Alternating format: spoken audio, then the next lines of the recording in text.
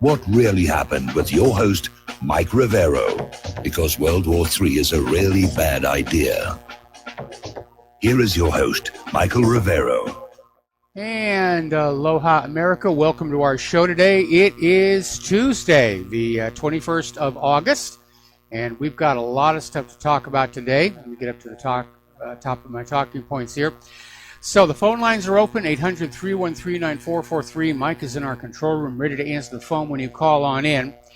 Quick reminder that tomorrow, Layla from Ontario will be our third-hour guest, and Thursday, we will have Don Wiskin from Extendivite as our third-hour guest. And I'm trying to get more guests onto the show here because I'm getting lazy in my old age. But we are trying to get some interesting people here to sort of broaden the program a little bit. Okay, so let's get on into it here. And we're going to start out here up in Afghanistan. Apparently, there is now talk up in Afghanistan about a ceasefire between the imposed puppet government of Afghanistan, imposed by the United States, and the Taliban. And it's basically for 3 months with the possibility of an extension as long as the Taliban preserves and respects it. Basically, they signed this to mark the Muslim Eid al-Adha holiday and comes days after fighting in the central city of Ghazni in a northern province. The Taliban has said it will free hundreds of prisoners and is considering a 4-day truce during the holiday, which runs from today basically through the weekend here. However, Supreme Leader Sheikh Hibatullah Akhundzada has yet to give his final approval. I think he probably will. I'm sure everybody up there is just tired of all the fighting that's going on. I don't know about you, I'm tired of all the fighting that's going on all over the world here. So, now, over in Syria, somebody's trying to deal with this issue of civilian casualties, especially after that school bus incident in Yemen.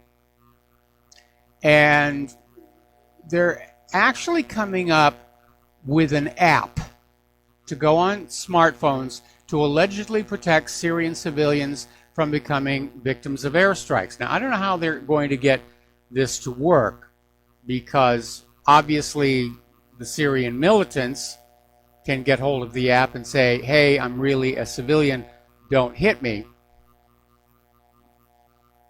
So I don't know how workable this is going to be.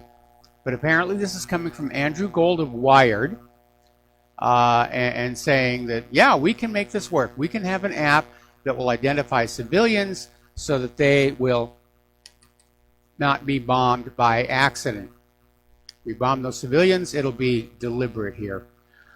Okay, now a lot of people are asking if Israel is getting ready to join what's being called the Arab NATO aimed against Iran.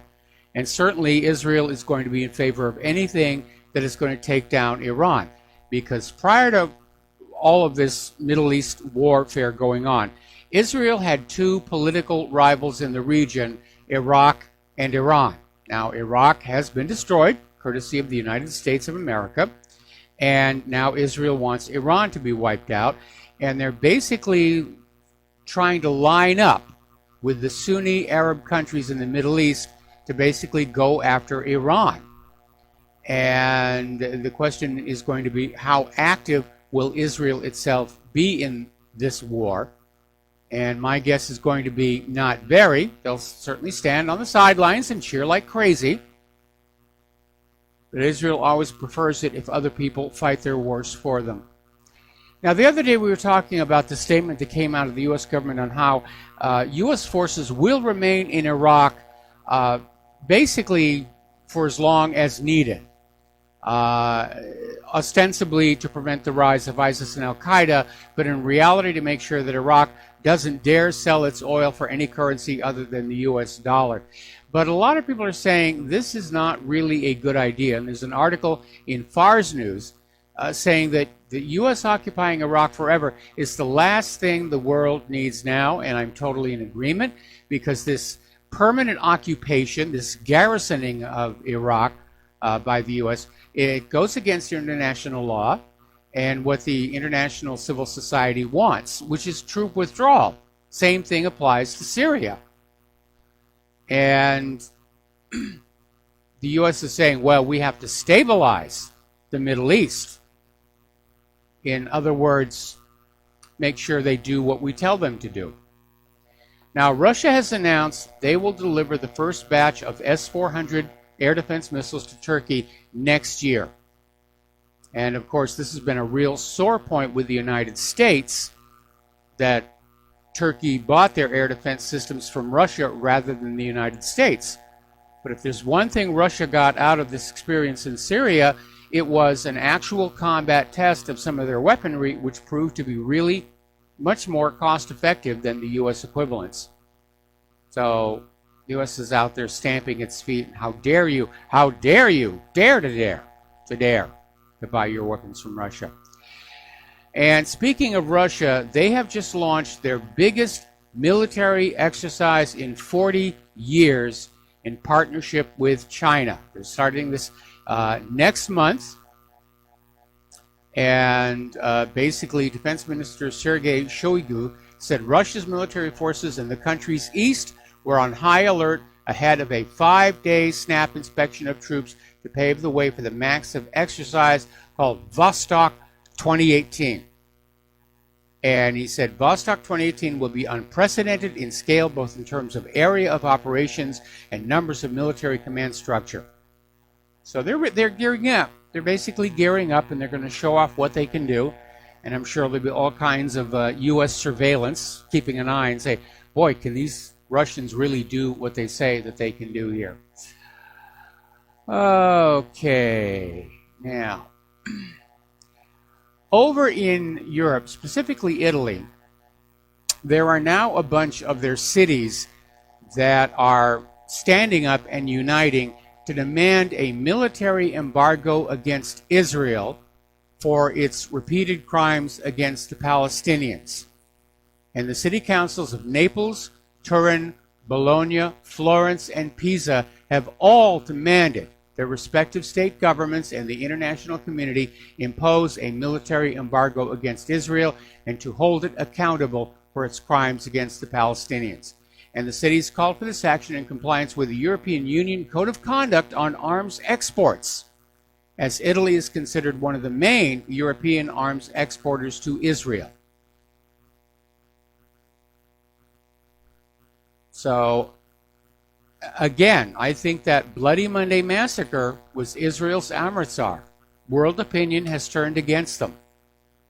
There was absolutely no justification for what Israel has been doing to the people of Gaza. None whatsoever. Now, as you know, over the decades, there has always been this debate about Israel's nuclear weapons. Do they have them? Do they not? And Israel's attitude has always been, maybe we do, and maybe we don't. We're not going to say. And the U.S. attitude has been, maybe they do, and maybe they don't. We're not going to say. But interestingly enough, a document recently surfaced that basically laid out guidelines that any U.S. government official commenting on Israel's nuclear arsenal is subject to termination because it's classified national security information. Now, if there were no nuclear bombs over there, this document would not exist. It wouldn't need to exist.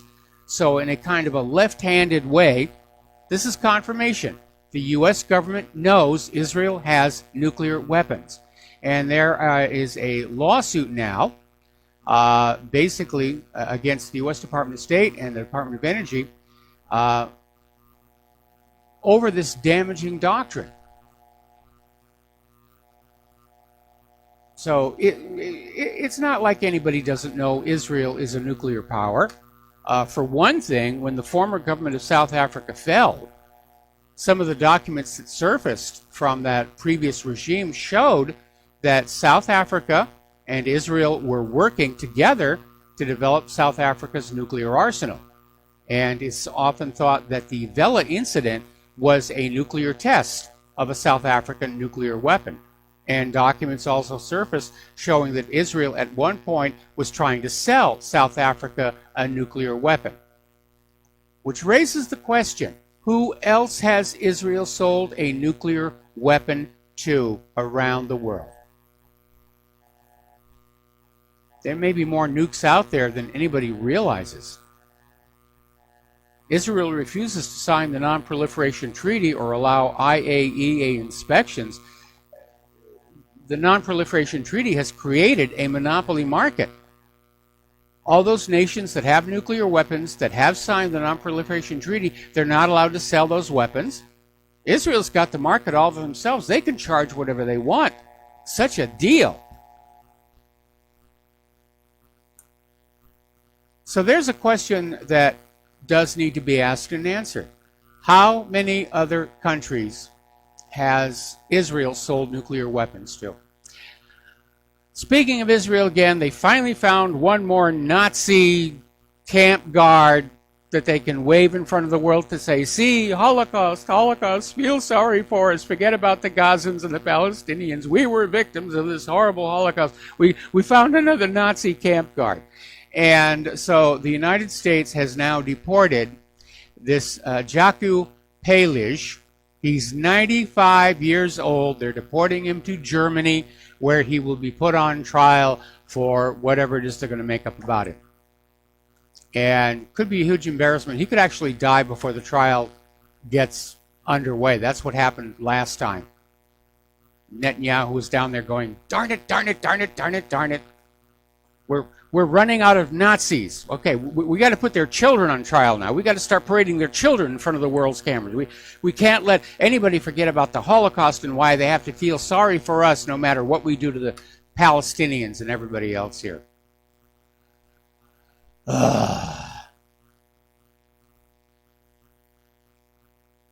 Okay, so let's see.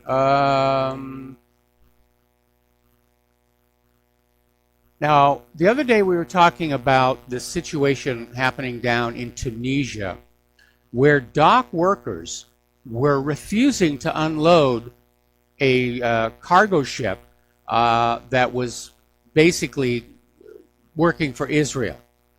And apparently this is spread all over Tunisia to the point where Israel's Zim shipping line is halting all of its shipments to Tunisia. They're indefinitely suspending their services to Tunisia, to the port of Rhodes, following this popular and trade union boycott campaign.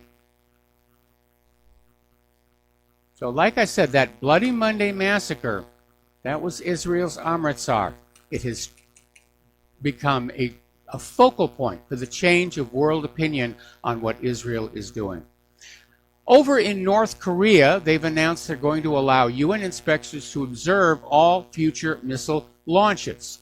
And they're going to allow the United Nations International Civil Aviation Organization to conduct an on-site inspection of the country's missile launches in order to ensure the safety of international flights from the country's launches. In other words, make sure that they're not shooting the missiles anywhere civilian aviation might be. I would sort of imagine North Korea probably already had access to that information. It's available online. You can get websites that show you where aircraft are going. But again, this is a gesture that North Korea is trying to play by the rules. They're trying to reintegrate with the rest of the world. They're allowing people from South Korea to visit North Korea, to visit relatives they've been separated from since the Korean War. They're talking about ending the Korean War. It's way overdue. Let's not kid ourselves about that. And we're seeing signs that Moon Jae-in and Kim Jong-un are seriously looking at reunification. But as expected, the United States wants to throw a monkey wrench in there. And U.S. Ambassador to South Korea, Harry Harris, is saying, oh, it's way too early to end the Korean War. I mean, it just only got started 60 years ago. You know, it's still in the early phases, you know. And we got to keep that thing going. Okay. Down in the Philippines, President Duterte is slamming Washington, D.C., because apparently Washington, D.C. was trying to do to the Philippines what they tried to do in Turkey, and say that you can't buy your weapons from Russia. You have to buy them from the United States. And yes, they cost more and they don't work as well, but if you're a loyal ally of the United States, you'll buy our crappy products. And Duterte said, who are you to warn us? And the Philippines are saying that they're going to buy submarines from Russia. They won't use them against the United States. But again, it's another example of this bullying approach to other countries that's simply not working. Because the world is now seeing the United States as a failing empire, an empire in decline. It's like an aged lion, growling and thrashing and clawing at the air, but everybody knows it's old and weak and not really capable of that much harm here. In fact, there was an interesting article that came on out from Zero Hedge about the telltale signs of imperial decline. And let's see, a growing love of money as an end in itself. Yeah, we got that one. A lengthy period of wealth and ease, which makes people complacent. They lose their edge. They forget their traits that built the civilization. Yeah, we've unfortunately gone through that. Selfishness and self-absorption. Yeah, look at the selfie sticks. Loss of any sense of duty to the common good. Yeah, we've got all of those telltale signs. We are an empire in decline, heading for a collapse here. And over in China, they're saying they see signs of a U.S. decline behind the bloated Pentagon budget. And the emerging multipolar global environment has convinced observers that here in the United States, the U.S. government is confronting this decline in its status as the world's foremost hegemonic power. Because we are in decline. We can't make headway in Afghanistan. We're having to stay in Iraq. We've lost in Syria. Meanwhile, here at home, our country's falling apart for lack of infrastructure.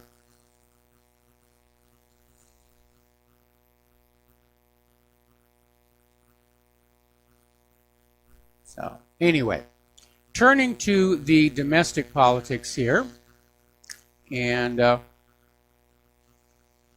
apparently the jury in the Manafort trial still cannot come to an agreement on at least one of the counts, and they're still deliberating. They've sent another note to the judge. So we'll see what's going to happen there. Meanwhile, Trump's former attorney, Michael Cohen, has taken a plea deal on his charges regarding these $20 million in loan obtained by this taxi business owned by Cohen and his families. And officials were also looking into hush payments Cohen had arranged with women who allegedly had sexual encounters with Trump. Now, that one is a little bit of spin, because what they're talking about is this former Playboy centerfold. And this wasn't really hush money. She wanted to sell the story. And she sold the story for a sum of money to a publication company. And Michael Cohen arranged for the publication company to resell the rights to the story back to Trump. So that was actually kind of an above-board situation. But Michael Cohen at this point is looking at between 3 and 5 years in prison, unless he comes up with a really good lie to fry Donald Trump, at which point I'm sure Robert Mueller will pull some strings and see to it he serves no jail time. Now, speaking of serving no jail time, remember Imran Awan? Well, the federal judge in his case, in the bank fraud case, has sentenced him to time served. He gets to walk. All right, we're going to take a break here now for some commercials, and we'll be right back after these few words. And aloha, America. Welcome back to our show here. And yes, once again, I am standing here in front of you. I would be on my knees, but it would take a forklift to get me back up again, begging you to help Republic Broadcasting, because there literally is a war going on right now between the liars and the truth tellers, between corporate media and independent media, between those who want to convert this nation into a warmongering tyranny and those of us who sort of think the Constitution and the Bill of Rights is still a pretty nifty way to run a country here. So the postal address where you can send a check or money order, or if you prefer anonymity, cash, is Republic Broadcasting Network, 2251 Double Creek Road, number 302, Round Rock, Texas, 78664. The phone number where you can call in with a debit or credit card donation or pledge to be a recurring subscriber is 800-724-2719, extension 1 during business hours, extension 3 at all other times. The network thanks you. We really do need your help, and there's no such thing as too small a donation. Anyway, thank you very much. We're going to go to the phones here now. Dustin in New Jersey, aloha. Welcome to the show. What's on your mind? Mike, all empires go away, and well, I forgot the British person's name was Sir something. He said average lifespan of an empire is 250 years, and we're there. You know, you can feel it and see it and taste it. Yes. As of now. Yep. You know, and isn't it odd, Mike? We're spending so much money in the military. We're not like we're stuck. We're stuck in the Middle East, though. We're spending more money, but we're not. We've reached like basically a wall. Yes. You know, I mean, it's either shrink the empire, get rid of the empire, or your country's finished. You know, as you know, it used to be a constitutional republic. You know, we're there. You know, you can't continue this because to continue is your demise. That's how I look at it. The problem is that the United States, like ancient Rome, funds itself on its foreign conquests. We don't have anything in the United States itself anymore. Our manufacturing's been in decline for 30 years, and nobody really likes our GMO agriculture anymore. So we don't really have anything. And America has become dependent on conquering other countries for their natural resources, or at least to coerce them into using our paper dollar, off of which we make a small bit of interest when they're using it. Well, you look at that, and all fiat currencies return to their intrinsic value, which is zero, and you got to follow where the gold flows. It's flowing to the east. It's been flowing to the east for more than 10 years at least. Oh yeah, so they're buying all kinds of stuff now. Yeah, that's where the power's going, Mike. You know, that where the gold flow is where the power is shifting to.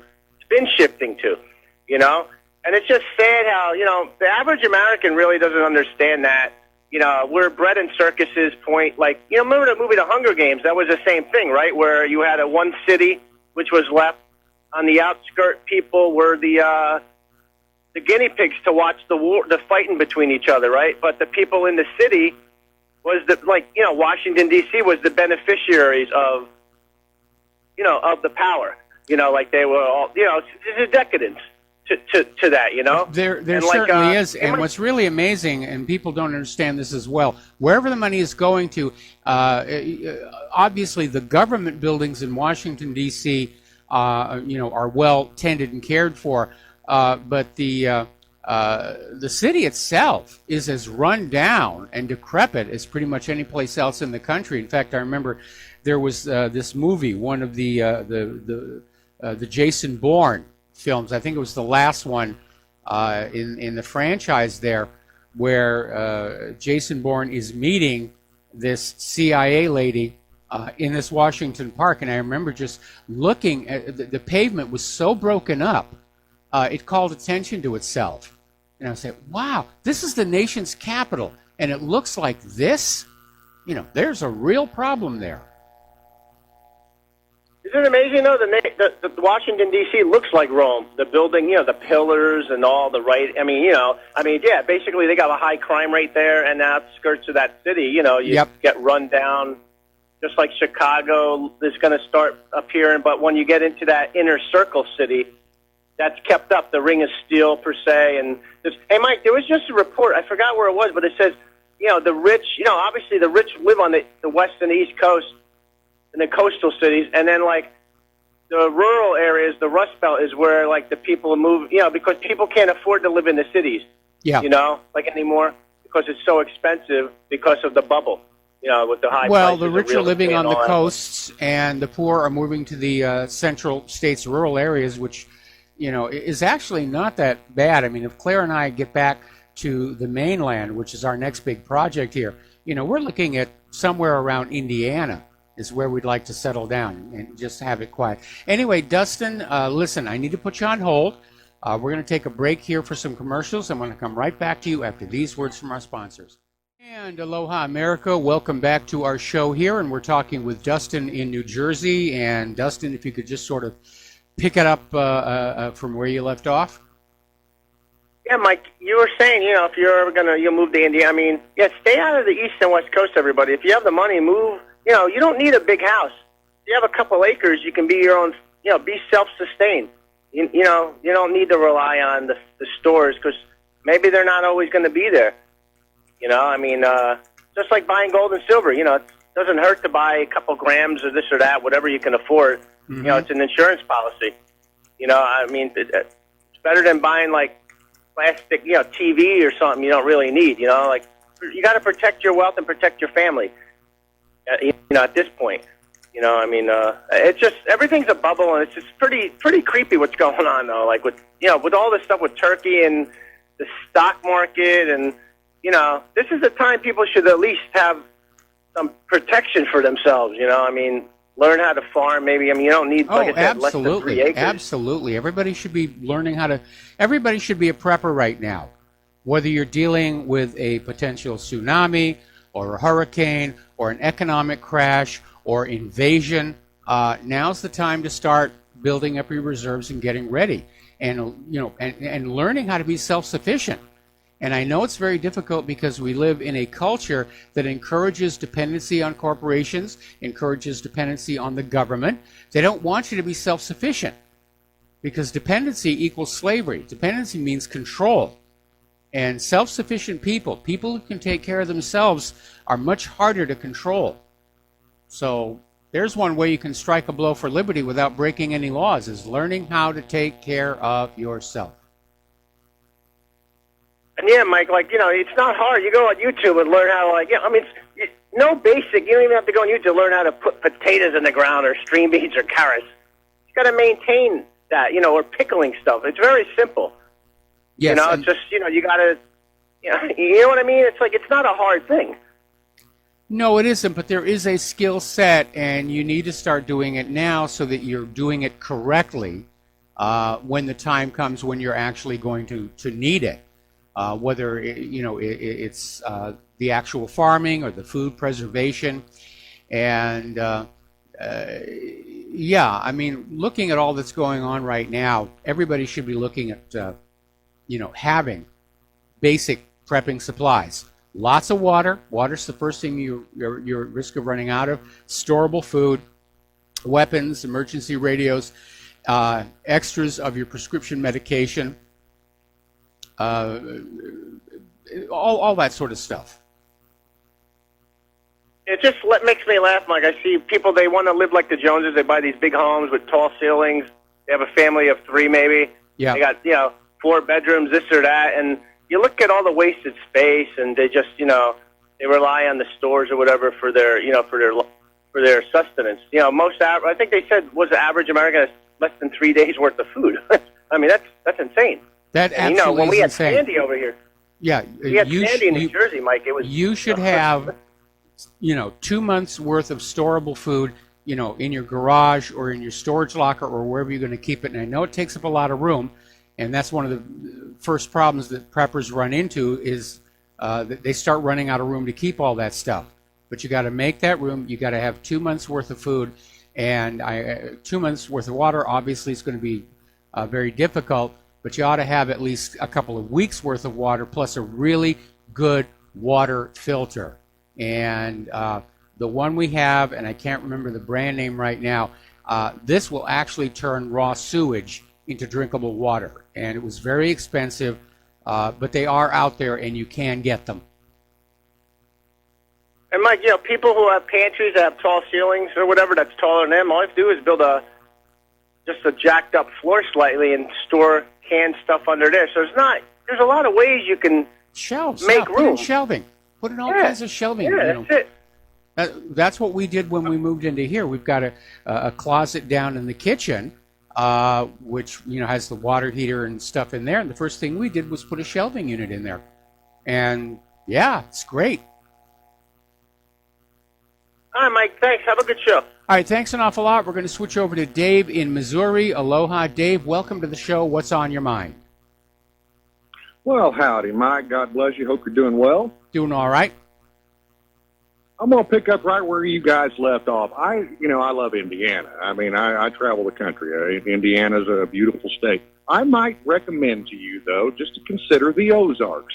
And the reason I say that is property is still reasonably cheap. You can find a lot of 40, 80-acre farms here that have farmhouses with cellars, with wells, everything you need, good fencing. We have 120 acres.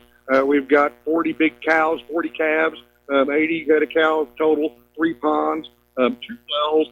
One is 80 feet deep and pumps just the purest water you ever seen. Our other one was 320 feet deep, the one that runs the house.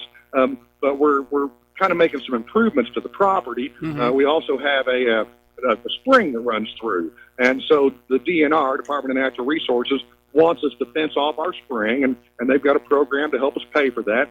And we're going to use the 80-foot well to provide water through an irrigation system for our cattle, because I don't like them running in the ponds. Who wants them? Our ponds are stocked. Who wants your ponds drained by cattle in there all the time? Yep. I might recommend the Ozarks to you. Ozark, Missouri, Nixa, outside Springfield. Springfield's a beautiful place. If you want to get down into Arkansas, where I spent 20 years, Blytheville, Berryville, Batesville, Mountain Home, which is my favorite place. There's just a lot of alternatives here in the Ozarks, and people kind of look us over. People are friendly.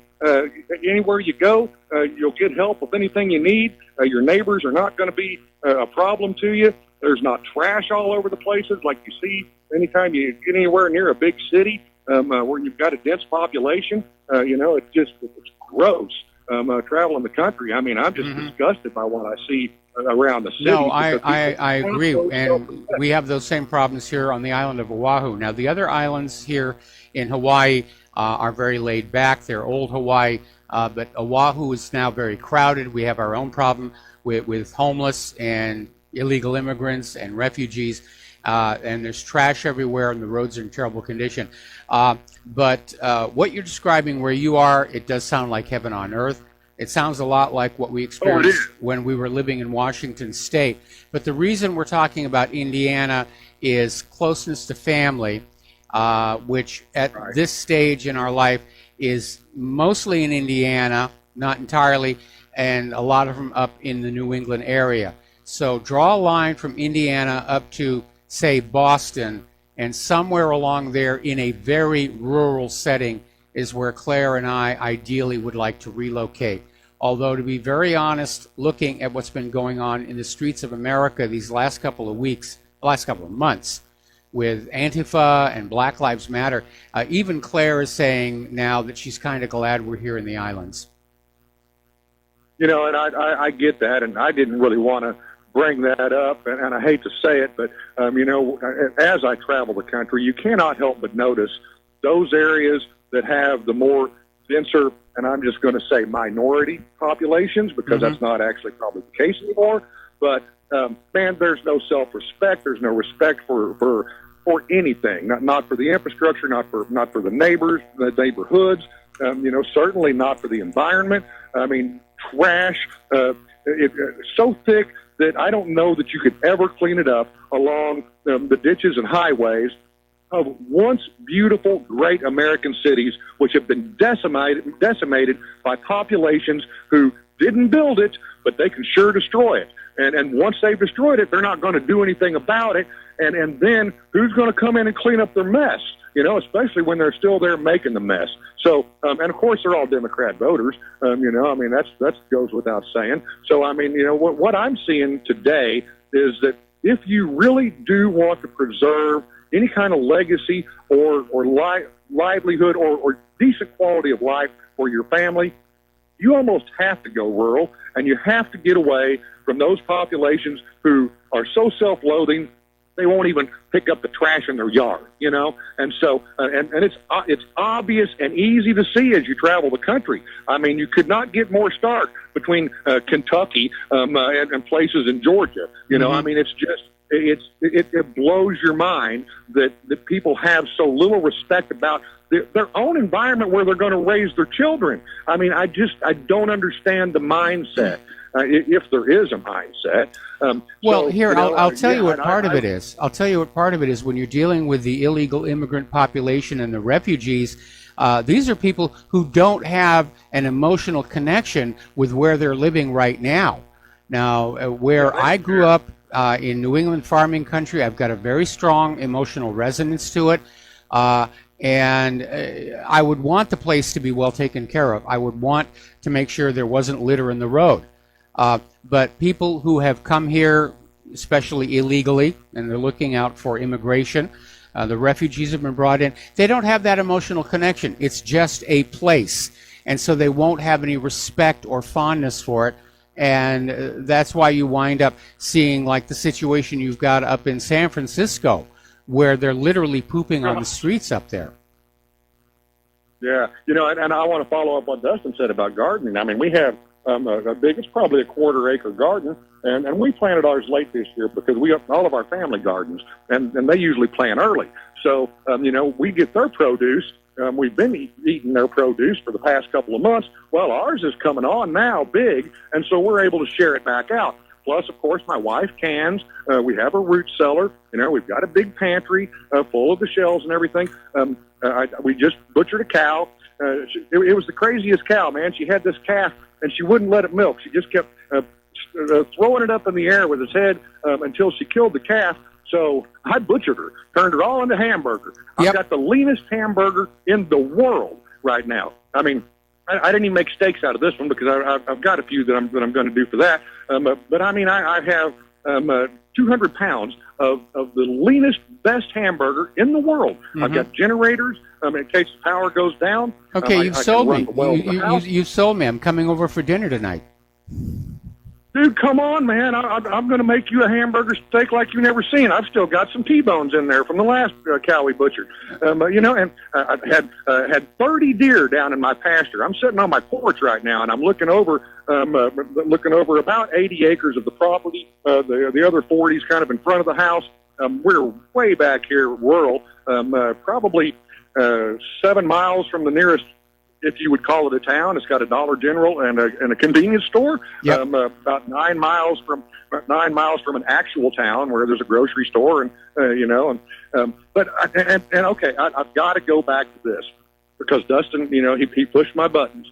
Yeah, the money's been flowing to the east, and it has been not for 10 years, for 30 years, because the rural economies that we are talking about were invaded a long time ago by a corporation who come in, buy America, fought both political parties, then located the first overseas buying office in Taiwan, started flooding rural markets as soon as they could under Bill Clinton, with NAFTA, GATT, WTO, but even before that, with Made in China. Of course, it was labeled Made in Taiwan. You peel the label Made in China.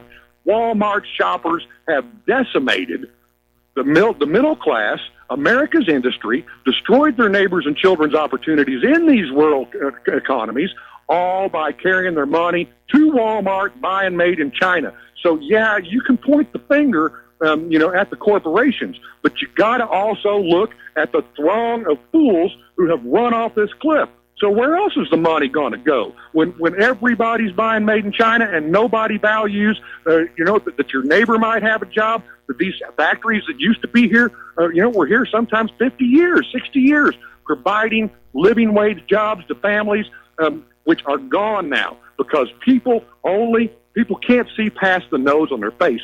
Well, out here in the country, we do. I can't keep them out of Walmart. God knows I've tried, but we don't all do it. We're not all slaves to that stupidity. You know, a lot of us still try to be self-reliant. Oh, by the way, we just had a little baby Petron colt. You know what a Petron horse is. They're massive, you know. We didn't even know she was pregnant. She was so big, we didn't even know she was pregnant. And come out in the yard about a week and a half ago. Here's a little male colt. Oh, it's been so much fun to watch him grow up, man. And so that's the kind of thing you can do in the country that the city folk either have no appreciation of, or they just haven't had the opportunity to breathe fresh air. I mean, I'm sitting out here in my yard right now. This is paradise. And we put a lot of money and a lot of work into it. But this is paradise. And it's only paradise because we care enough to make it so, you know? I mean, well, there's another aspect there as well, and that is that, decades of corporate media, movies, TV shows have sort of denigrated that rural farmer lifestyle. TV shows like Green Acres or Petticoat Junction, I mean, to name two of the worst offenders out there. And anybody who's actually lived that lifestyle, as you and I have, we understand what terrible misrepresentations these programs were. But it was part of this agenda of trying to get people to leave the rural areas and collect together in the cities where it is easier to take economic advantage of them. I've got 2 John Deere tractors sitting here, just traded for a big cab tractor, big wheel drive. I don't need it. I'll probably wind up selling it, but I've got it. I've got a John Deere Gator here. I'm going to run it down in the field here in a little bit and take some salt cubes down to the, I call it cow crack, down to the cattle. You ought to see them coming. I mean, my wife has these things so spoiled. It is so hard for me to isolate a cow to butcher because she's got them all named. You know, I mean, I can't win. That's getting a little too close. That's getting a little too close. But, you know, mea culpa maxima, I named all of my livestock too when I was a kid.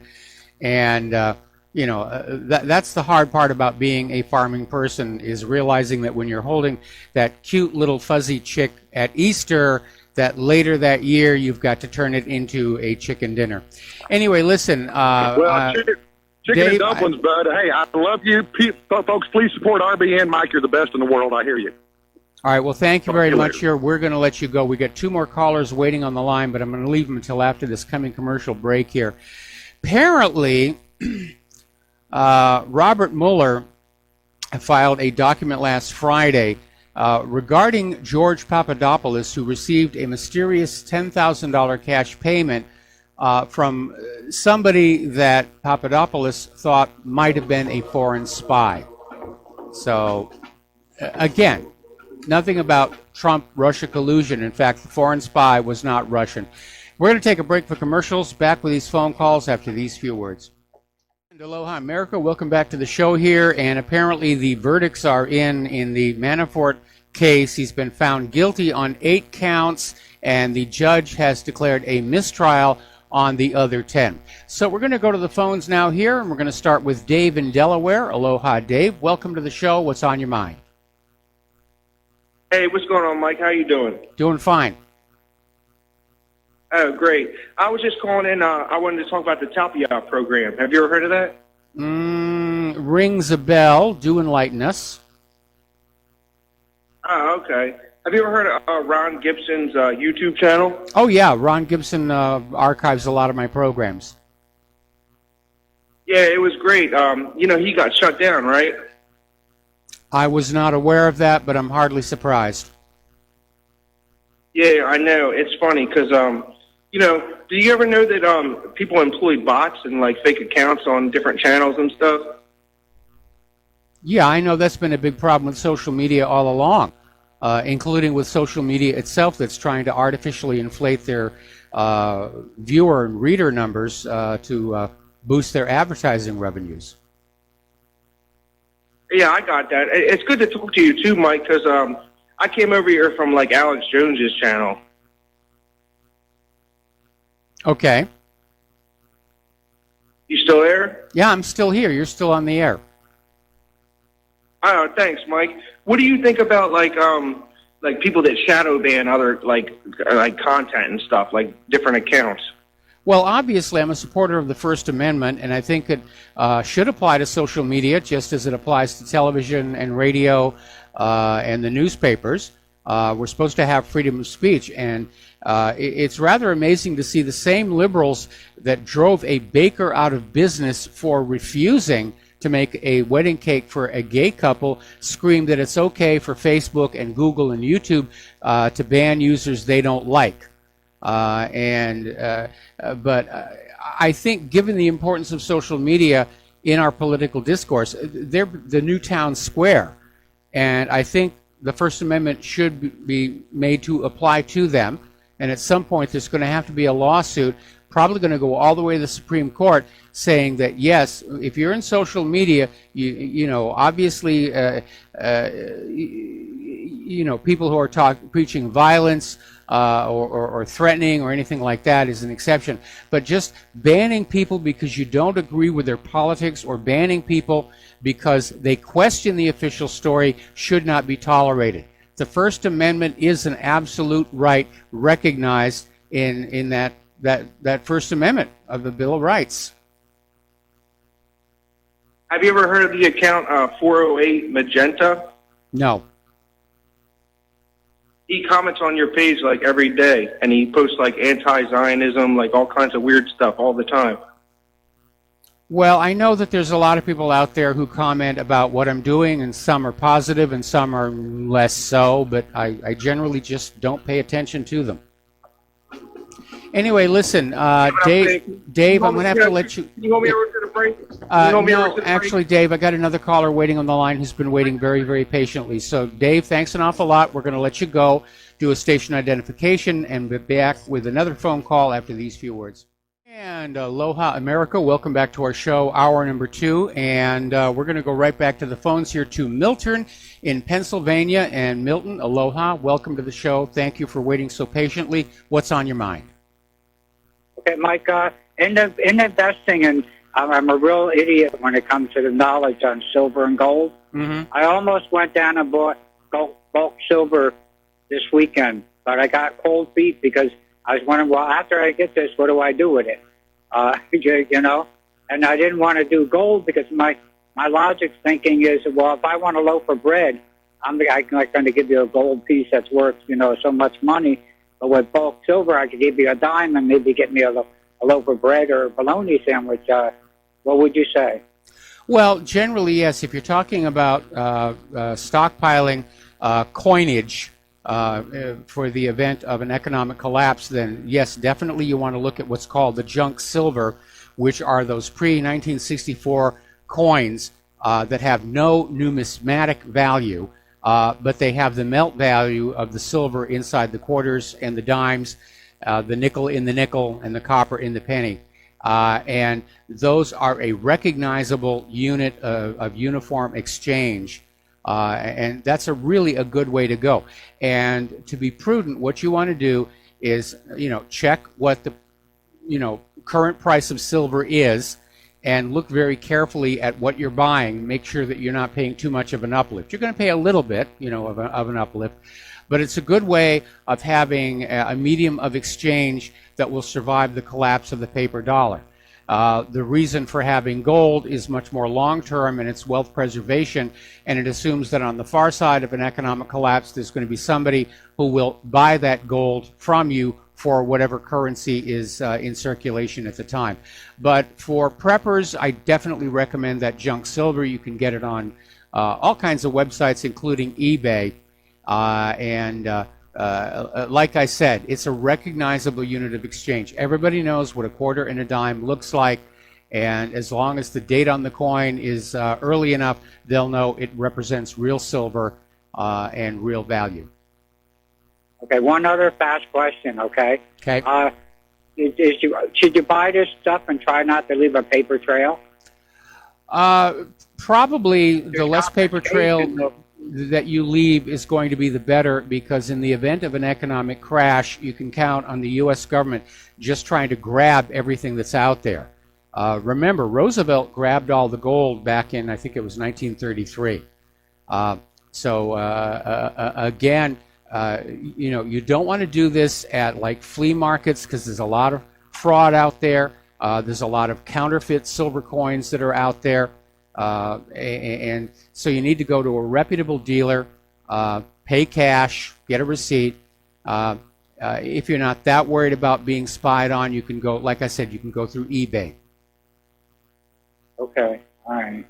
Yeah, I was just wondering. Then the best thing to do is just hang on to that, and when the country comes back and there's a worth of bills, then you could trade it in for value of the real money. Yes. Well, you can do whatever you want with it, but yeah, you just grab it, you put it someplace that's going to be cool and dry because silver does tarnish. I mean, the silver coins have metals other than silver in them for durability. But everybody understands that there is real silver inside those coins, and they're a unit of recognized value. But yeah, you just grab it, you put it in wherever it is you're storing your prepper supplies, someplace safe. You don't tell anybody that you've got it, because the first rule of prepping is you don't talk about prepping, because it makes you a target when things start coming apart. Okay, Mike. That makes me feel better, because, like I said, I was going to buy some, and I got cold feet, but I feel a little bit better about it now. And I wish you and Claire the best till we meet again. Thank you very much here. You know, the good thing about junk silver is you don't have to buy a lot. Just buy what you're comfortable with. You know, wait a few weeks, buy a little bit more if you're comfortable with. And, you know, the ultimate reality is you're going to be able to turn around and resell it if you need to get your cash back. It's not like you're just throwing the money away into a hole someplace. Anyway, thanks an awful lot. We're going to let you go. And, boy, the phone lines are loaded up. We're going to switch to Layla in Ontario. Aloha, Layla. Welcome to the show. What's on your mind? Yeah, hi, Michael. Sorry I'm calling in today, but I just want to present a couple of problems. I would say the first thing that people have to do is get together with a colony of people so that they can defend themselves.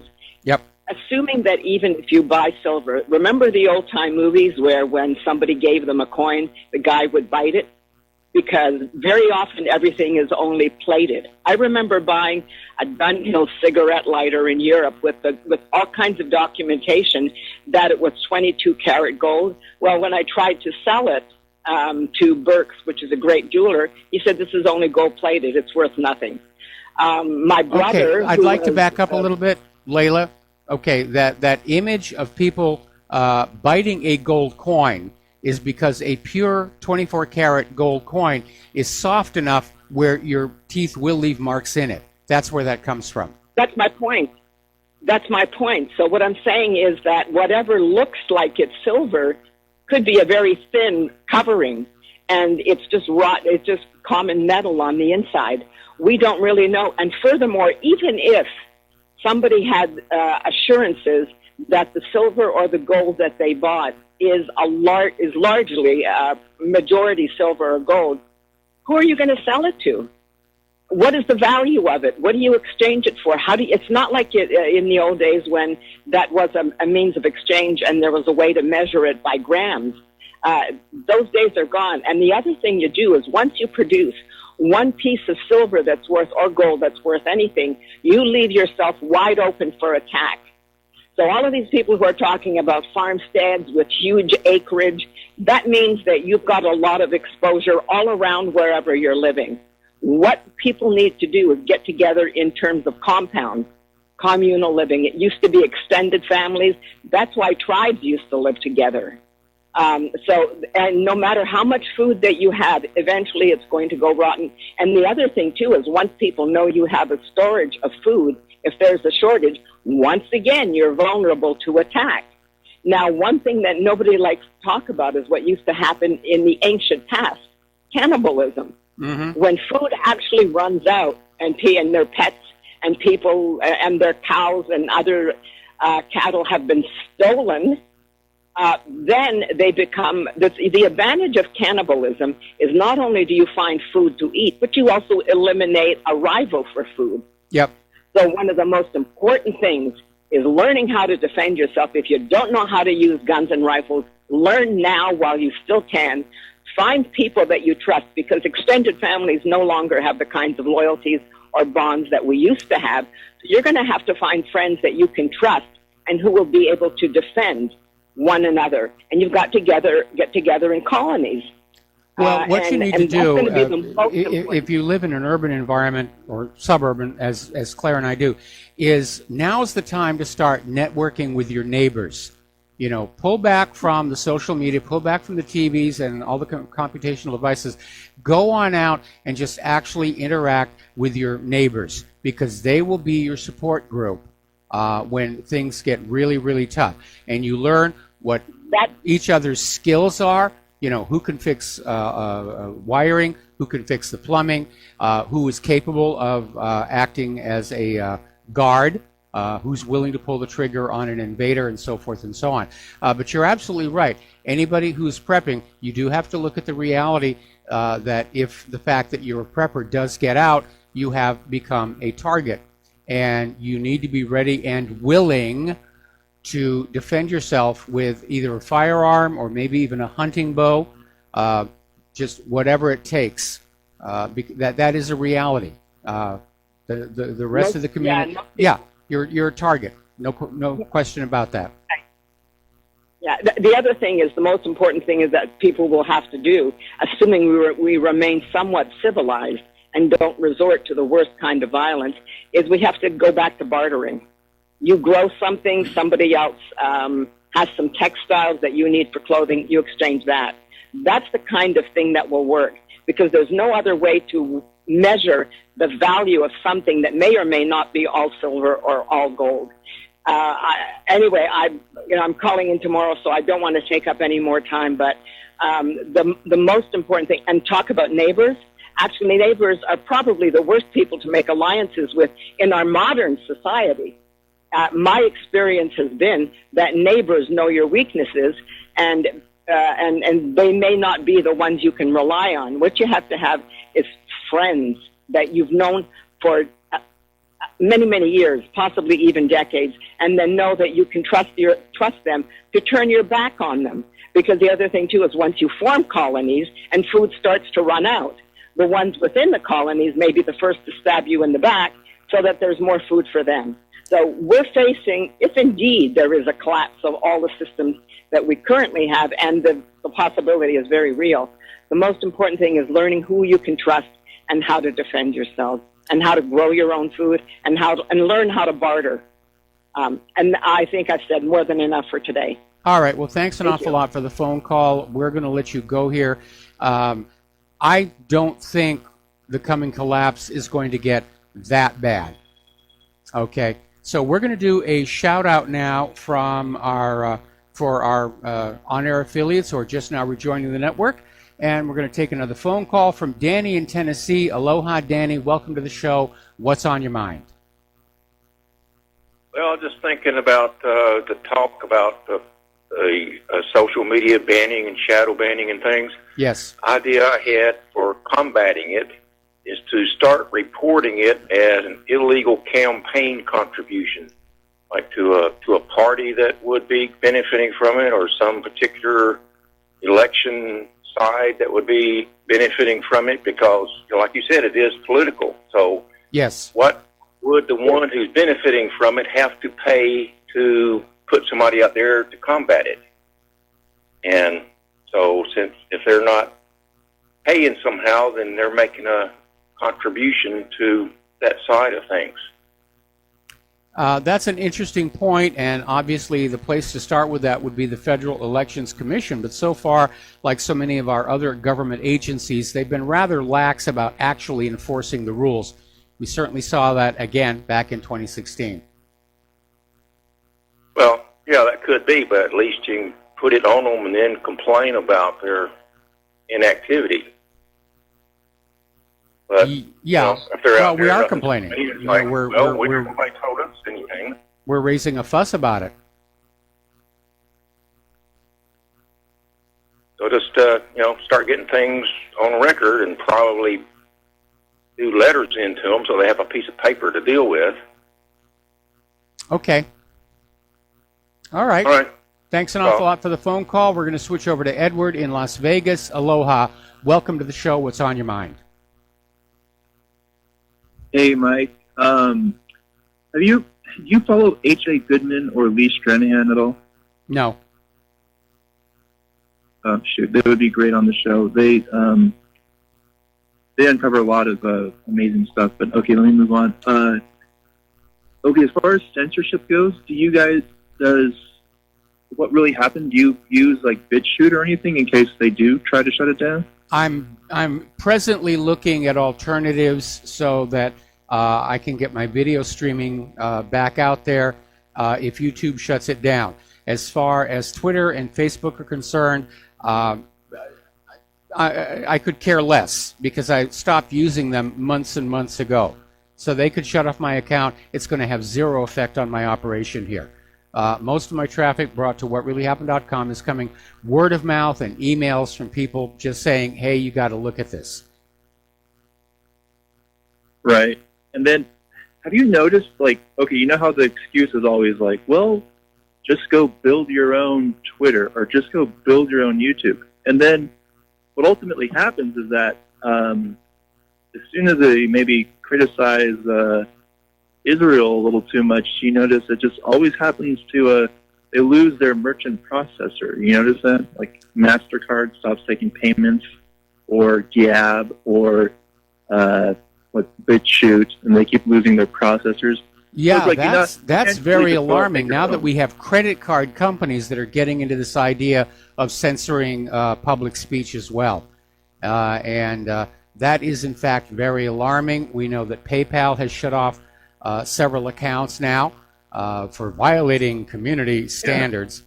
They did it to us once, many, many years ago, and they turned us back on.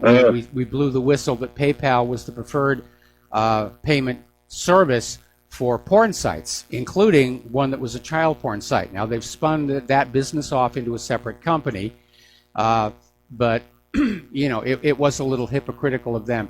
But it is very alarming to see companies that are supposed to be engaged in things like, you know, payment processing, credit cards, all of a sudden they're using their position and their power to say, we're going to decide what you can talk about and what you can't.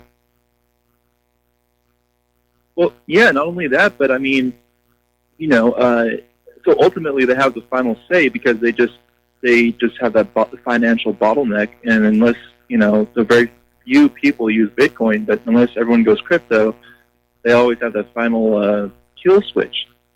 Now with Alex Jones, I mean, what was the trigger that got him banned? He doesn't talk about, he'll talk about, I don't know, China. It was China's trying to shut him down. It's like there's not a lot of Zionist Chinese out there, but what did he say that got him banned? I mean, I actually, to be honest, do not know.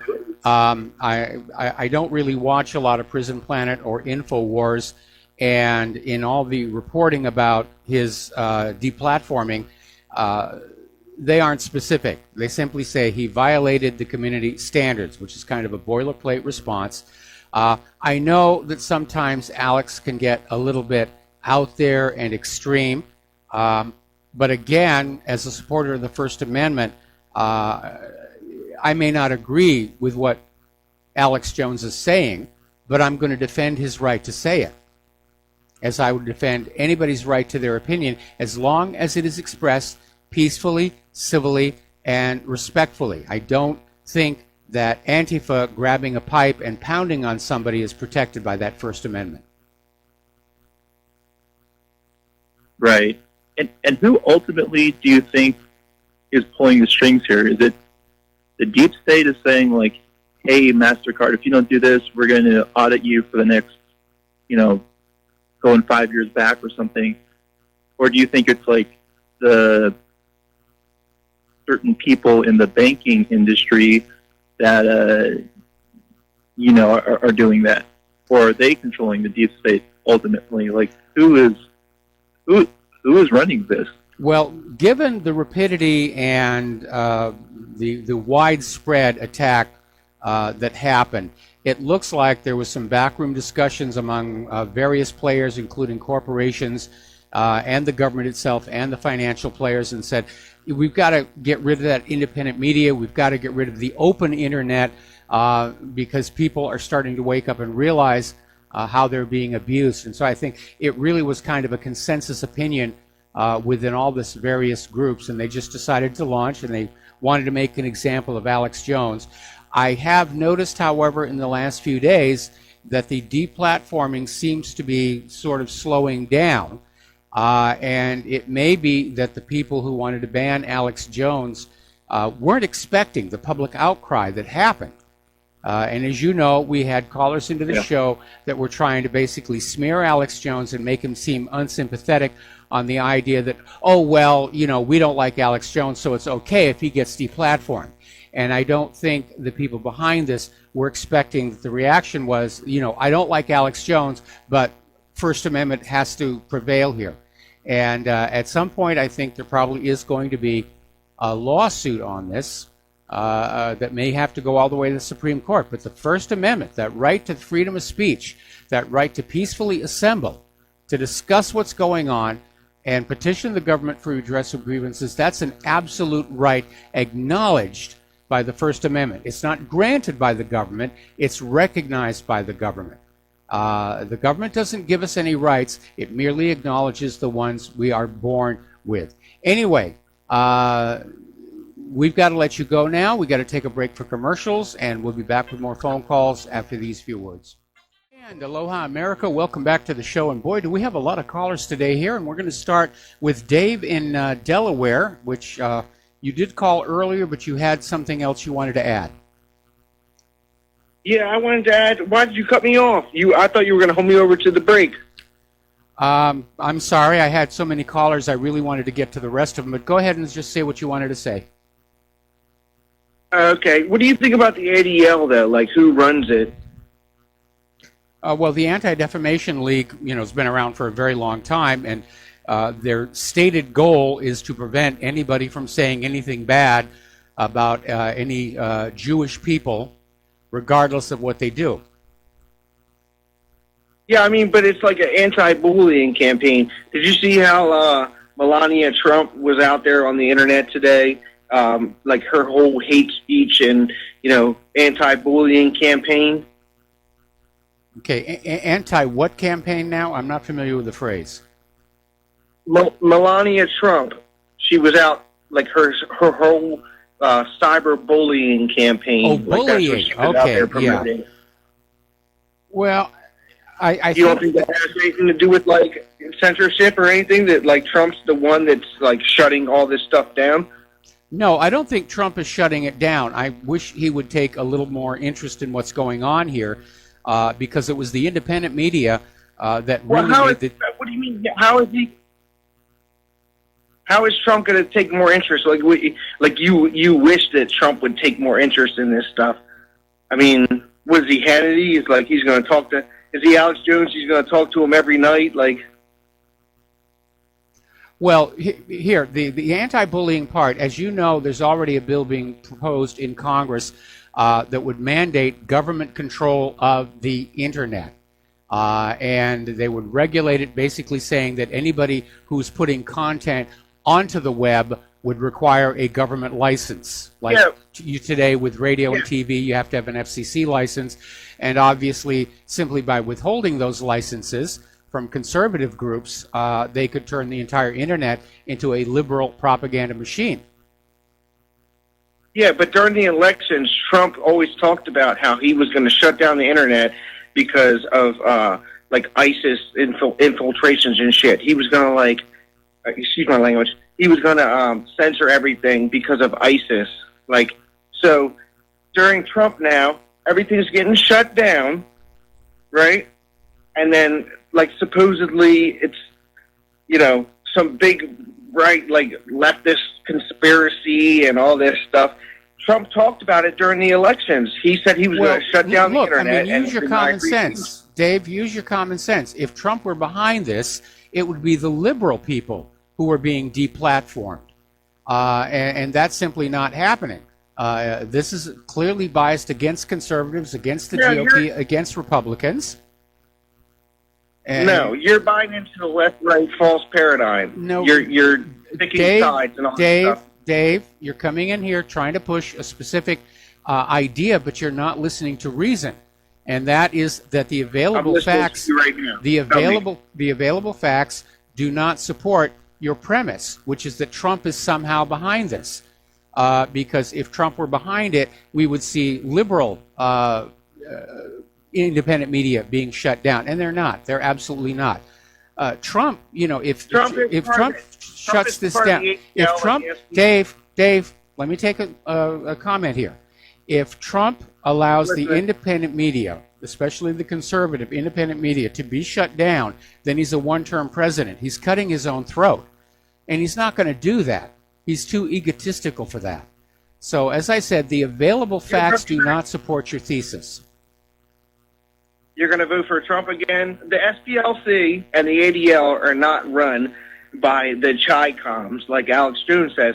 I'm just saying, you think that Trump is like some mega, like he's going to change all this stuff? What's he doing? He's not doing anything.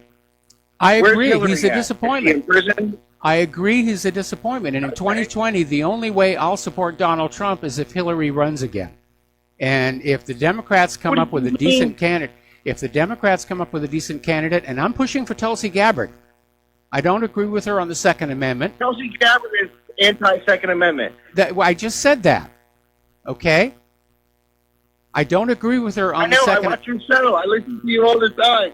I'm telling you, Mike, that all this censorship came into power under Trump. So No, this is not Trump doing this. It doesn't line up. If Trump were behind this, it would be the liberal. It would be the liberal independent. Okay, Dave. Okay, we're going to let you go here because you don't want to have a discussion. You're here to push an idea. But as I said, the available facts do not line up with this thesis. If Trump were behind this attempt to shut down the independent media, and I can't imagine why he would do that. Shutting down ISIS, yes, but the independent media isn't ISIS. I'm not ISIS. I'm not a terrorist. I'm annoying, obnoxious, and overbearing, but I'm not a terrorist. But the independent media is the reason he's sitting in that Oval Office, and he has to know that. If Trump were actually the author of this attack on the independent media, it would be on the liberal independent media. You got to start with the available facts and work forward from there. All right, we're going to take a break for commercials. We've got more callers waiting on the line, and we will be right back. And aloha, America. Welcome back to the show. And before we go back to the phone lines here, one of our members just posted this article over at whatreallyhappened.com. Apparently, somebody has leaked a memo. It's a 49-page memo, and it was basically presented in January 2017 by Media Matters founder David Brock at a retreat in Florida with about 100 donors. Now, Media Matters is funded largely by George Soros. And basically, the memo spells out this agenda of working with Google and Facebook to eliminate conservative points of view from the independent media as part of a larger plan to take power back from the Trump administration. So there's where this is all coming from. All right, let's get back to the phones here to Francis in North Carolina. Aloha, Francis. Welcome to the show. What's on your mind? Hello, aloha to you both. Aloha. Hey, just a quick political thought for you. Dare I even touch this with a 10-foot pole or whatever you want to call it? He is a businessman, and they know, and the so-called people in charge or whatever have you, terminology ad nauseum, know that his head is dealing with business and so forth, and the art of the deal and so forth. So they know how to manipulate him one way or the other, even though he may not think he's being manipulated, or even contemplated for that matter. But enough said about that deal. I'll let your imagination go with that one. Now, as far as the metals are concerned, as far as coinage is concerned, which is what I originally was calling about, not just your noble metals such as silver and gold do well as far as a bartering item is concerned, as far as currency goes, as far as coinage is related to that. But people really should keep in mind that non-noble metals also have a value too, i.e. Brass, copper, and nickel. Mm-hmm. Zinc is not a great big deal. I mean, it's almost considered almost junk metal, but still it has its own properties for that matter. But even with that, if someone has copper wire or brass wire, and being bartered for something else of similar or greater value or whatever, someone can use that wire for a multitude of purposes that are helpful around the house, farm, whatever have you. So just saying that silver and gold are the only valuable metals is kind of short-sighted. That's not what we were saying. That's not what we were saying. What we were talking about is that the junk silver is a recognized uniform unit of exchange. Now, obviously, if two people have something that the other one wants, they can do a direct barter. And I would add to your list of metals to keep on hand a supply of iron, because there's always going to be a need for raw material with which to build things or make repairs. And so actually having some iron on hand or steel is probably going to be a good idea. The question is, where do you store it all? Well, for one thing, most people, when they see such a metal, well, it depends on what the person's abode is like, whether they live in an apartment or a house out in the country or whatever, or in the suburban area. Yes, they have obviously. to contend with various guidelines about, as far as the housing goes, what's allowed, what's not allowed, as far as living codes are concerned. Well, we're in a very small place, and that's made our prepping, especially difficult. We only have a little tiny piece of land out back, and we're actually forbidden to have food plants out there. I'm sneaking. There are some sort of interspersed with all the decorative plants. But, it's an issue. In fact, Claire and I have been discussing we might actually have to get a storage locker someplace that we could get to in the event of a power failure to have some of our survival supplies in. But we haven't moved forward on that idea. As far as you're mentioning about how to store something like iron or steel or whatever have you, depending on what form or what shape it's in or length thereof, if it's like a whatever it might be, they can be used as creating a shelving fixture until the needed purpose of it being otherwise dictated. So it can actually be used for doing additional storage, for that matter, depending on how you maneuver it. But well, there's all kinds of creative ways of handling this problem. Thank you. That's where I was heading to. It depends on how creative the person is and how they want to maneuver that. Because, you can take a stack of boxes or depending on what size they are, and that's used for moving or whatever, and turn it into a blooming table. Take a sheet, no problem. You got it made, or a tablecloth, until you get a regular table set in place. So you can still store stuff in it. So anyway, enough out of me. Later. All right, thanks an awful lot. We're going to let you go and switch over to Mark in North Carolina. Aloha, Mark. Welcome to the show. What's on your mind? Hey, how you doing, Mike? Mike, I just wanted to let you know, and also in the audience, I talked to Wolfgang Albig again today. Good. He's got something big coming up.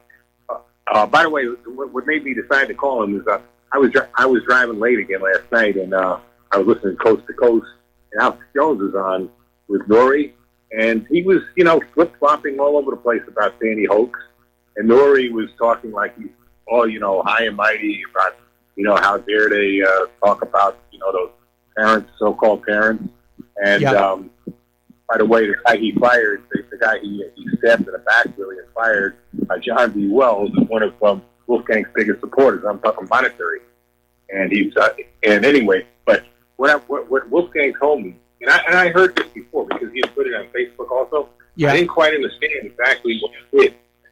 He has now got the. He has not got the nuclear bomb. He's got the nuclear bomb for this whole thing. What he's got is the food that was ordered. There was nothing that went to that school.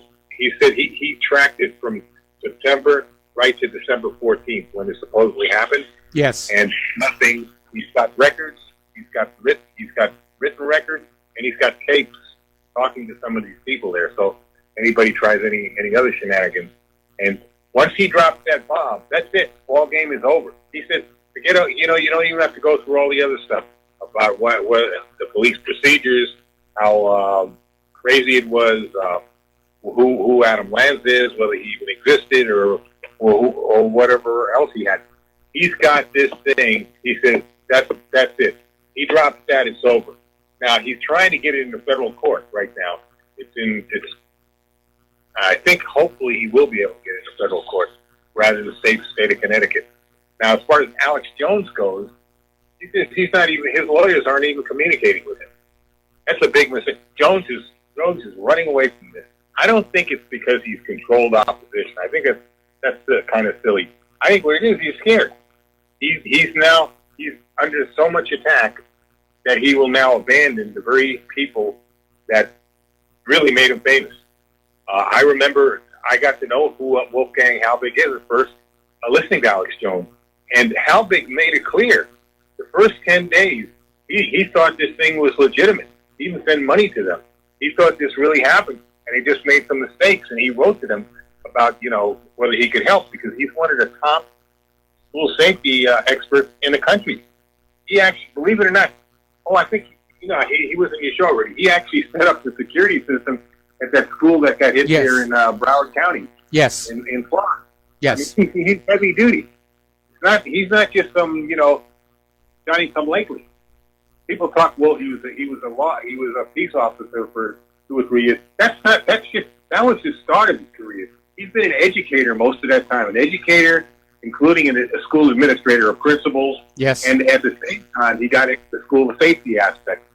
The man is dogged. He's determined. The man is a hero. He's an American hero. And by the way, he puts his phone number out. I'm not going to put it on. He probably wouldn't mind if I put it out. He said I could even put it on Facebook if I want. He puts his number out, his own personal number, and people call him. People are surprised when they call and they actually talking to him.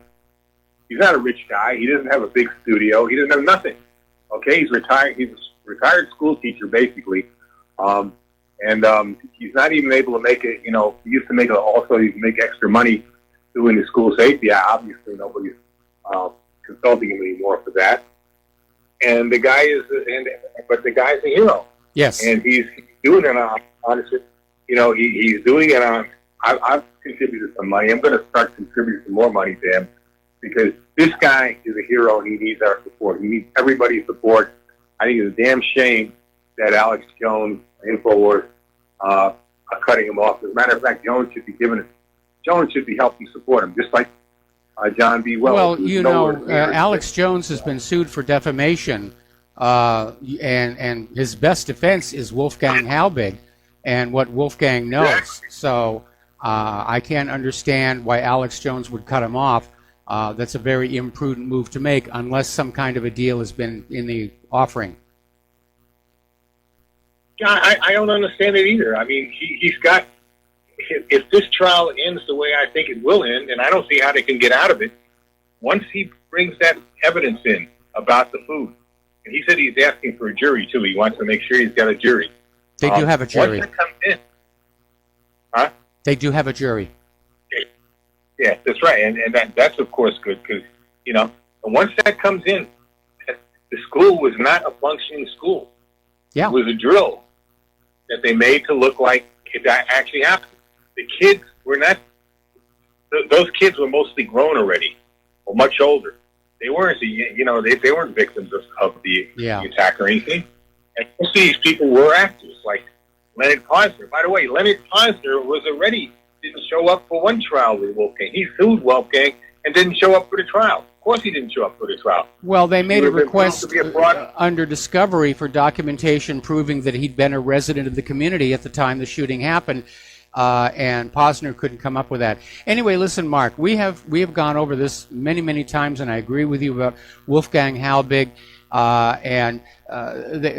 obviously issues like Sandy Hook or the Boston Marathon bombing are one of the reasons they want the independent media to go away, because every time they do one of these false flags, we rip it apart in shreds. Because of the independent media, you can clock the life expectancy of a government lie with an egg timer these days. Anyway, but I've got other callers to get to. I'm going to let you go. Thank you very much for the phone call and the update. And we're going to switch one thing, real quick. Make it quick. Make it quick. Could you invite Wolfgang back on? Yeah, I'll get him back on the show. Great. Awesome. All right, Mike, take it easy. All right, thanks an awful lot. We're going to switch over to Jim in Chicago. Jim, welcome to the show. Thank you for waiting so patiently, and what's on your mind? No problem, Michael. Less than an hour ago, Michael Cohen, Donald Trump's former attorney, told a federal judge that he and Donald Trump both knew that it was illegal to use campaign funds to pay off Stormy Daniels and the other young lady. So this tells me that Michael Cohen has a lot more to say, and Donald Trump, his days might be numbered. Well, obviously, Michael Cohen was looking at a huge amount of prison time, and when they started talking about a plea deal is when I started saying, okay, Michael Cohen has been convinced to come up with something that they can use against Donald Trump to save Robert Mueller's face for having come up with absolutely nothing after 18 months and all these millions of dollars. And frankly, I wouldn't believe Michael Cohen. If he told me it was going to be a sunny day, I'd take an umbrella out there. Well, the thing is, Michael, they have recordings of this. They have recordings of what? Of the conversation between Michael Cohen and Donald Trump talking about paying off these two young ladies. Well, why you do didn't they? get the recording? Why did they have to use campaign funds? It's not like Trump needed the money. He's got his own money, and if they knew it was illegal, it doesn't make sense they would have done that. Trump needed all of his campaign money for his campaign. So, frankly, the story is suspect. I'm sorry, the story is suspect. Well, again, that's your opinion, but the fact is, you're right about that. Why would they have to use campaign money to pay off these young ladies? Why couldn't Donald Trump give these ladies a check out of his own pocket or even cash? But Michael Cohen said on a tape, you can't give them cash. We got to use campaign funds, and Donald Trump went along with it. Well, then, and that's on the tape. Now, I haven't heard the tape, but if Michael Cohen is the one who made the suggestion, then he's the one who's liable. So, well, you're right about that, considering that's Donald Trump's lawyer. But Donald Trump should have either gone to another person and got a second opinion. You're right. He should. I'm very suspicious. Yeah. So unless they felt like, well, we can get away with it, no big thing. And a lot of times people think that way. But the fact that Michael Cohen ratted out Donald Trump, that tells me he's going to be telling a lot more other things. Yeah, and they're probably going to be basically whatever Robert Mueller comes up with. And, Trump is definitely in trouble here. But right, I would agree with you. This is just too cute and too convenient for Robert Mueller. They had Michael Cohen by the short and curlies, and they made him a deal. We're going to put you in prison for the rest of your life unless you work with us to get Donald Trump. And that appears to be what's happened. But like I said, I wouldn't believe a word coming out of Cohen's mouth at this point. But again, this is the one thing I really don't understand. Why would you even pay off these ladies to begin with? Well, I agree. I agree with that. But somebody obviously felt that was the best course, especially during the campaign. Again, if Cohen was the one who suggested using campaign funds, then he's the one who's in violation of the law. And you're right, Trump should have gotten a second opinion. But it does, why did Cohen do that?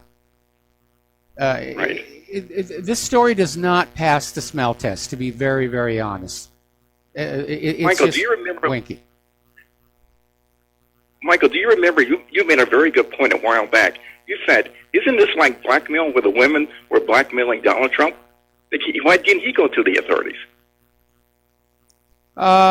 Because he wanted to keep it out of the media at a time when the media was trying to basically support Hillary Clinton in her rush for the White House here.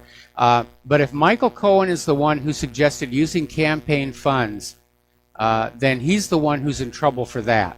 But again, it just doesn't make sense that he would suggest and he did that. plead guilty to that. Okay, well, I know he pled guilty to that. He's the guilty party. Anyway, we got to let you go, Jim. Got to take another break for commercials, and we will be right back. And aloha, America. Welcome back to the show here. And finally, we're going to get back to some of the news here. This is an interesting story. There is this investigative journalist named Jenny Moore. She was found dead in a suburban Washington, D.C. hotel room a little more than a week ago. And all they're saying is she died of an apparent seizure. The death was not the result of suicide.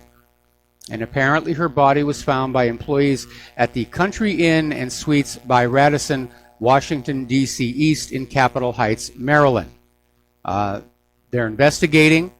So far, an autopsy has not been scheduled.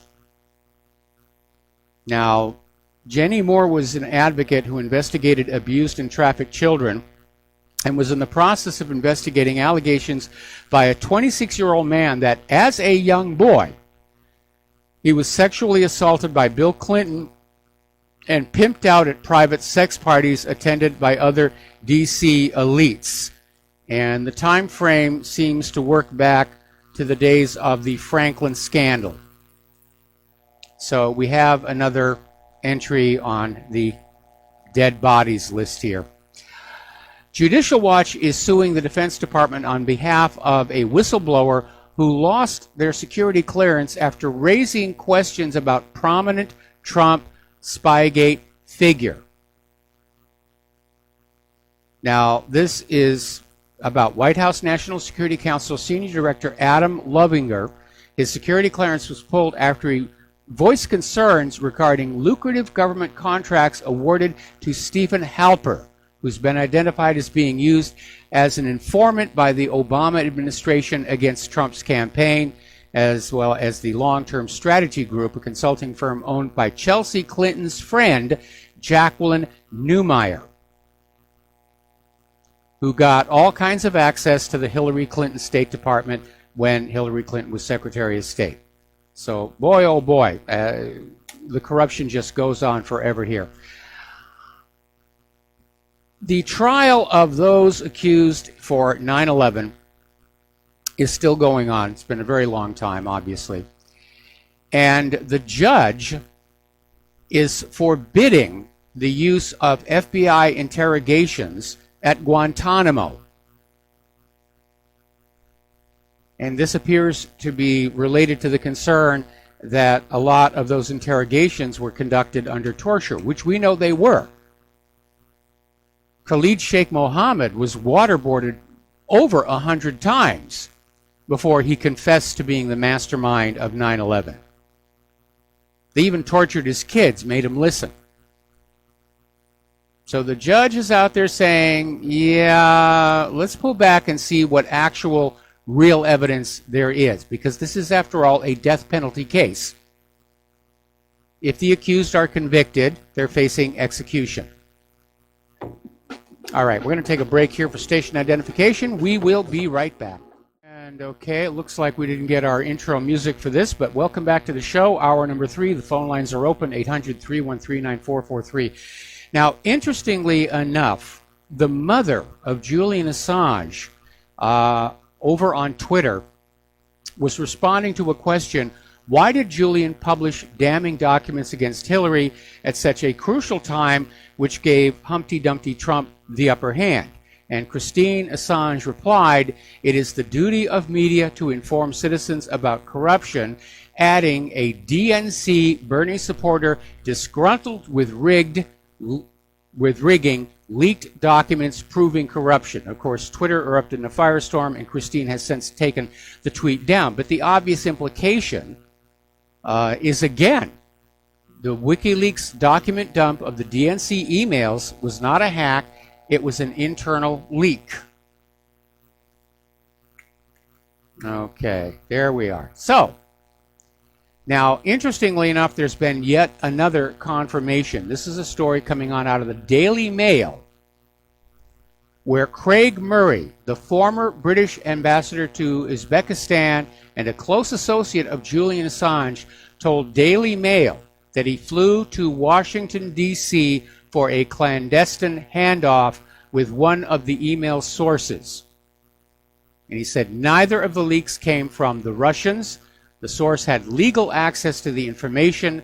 The documents came from inside leaks, not hacks.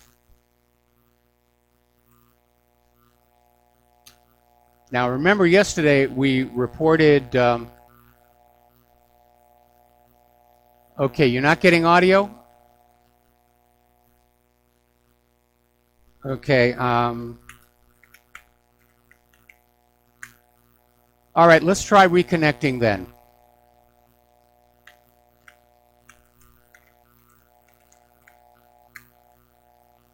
All right. Sorry about all this technical stuff, but apparently RBN has lost my audio signal. And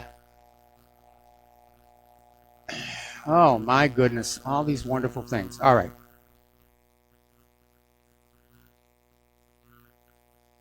Let's see if we can get this. All right. So we're back here. Okay, can you hear me? Okay, we're good to go. All right, so we're back up here. I'm going to back up here a little bit because these stories that I was talking about are important. And I know the people on YouTube have already heard these things, but it's important for the RBN audience to hear this. Apparently, Julian Assange's mother, Christine, was in a Twitter debate, and she was dealing with some people who were very critical of WikiLeaks putting out the DNC emails because they harmed Hillary Clinton and they helped Donald Trump. And the issue of right or wrong doesn't come into that discussion. It's, how could you do this? How could you harm, our Empress Hillary and everything like that? And Christine came on back with a tweet which is worthy of being quoted. It's the duty of media to inform citizens about corruption. And then she added, a DNC Bernie supporter disgruntled with rigging leaked documents proving corruption. So the implication here is, again, first of all, the DNC emails published by WikiLeaks were not a hack by the Russians or anybody else. It was an internal leak. And that's followed up by a story that came on out from the Daily Mail in Great Britain, where Craig Murray, the former British ambassador to Uzbekistan and a close associate of Julian Assange, told Daily Mail that he flew to Washington, D.C. for a clandestine handoff with one of the email sources. And Craig Murray said neither of the leaks came from the Russians. The source had legal access to the information. The documents came from inside leaks, not hacks. So this whole Russian hacking story is nonsense, as we've known it all along. And it looks to me like this is confirmation. Seth Rich was a Bernie Sanders supporter. And he was basically had access to all those computers. And he was privy to what was going on with the Democratic National Committee rigging the primaries for Hillary Clinton. And he got fed up and he got disgusted. And so he basically copied all those emails onto a flash drive and just walked it out of the building, for which apparently he was killed.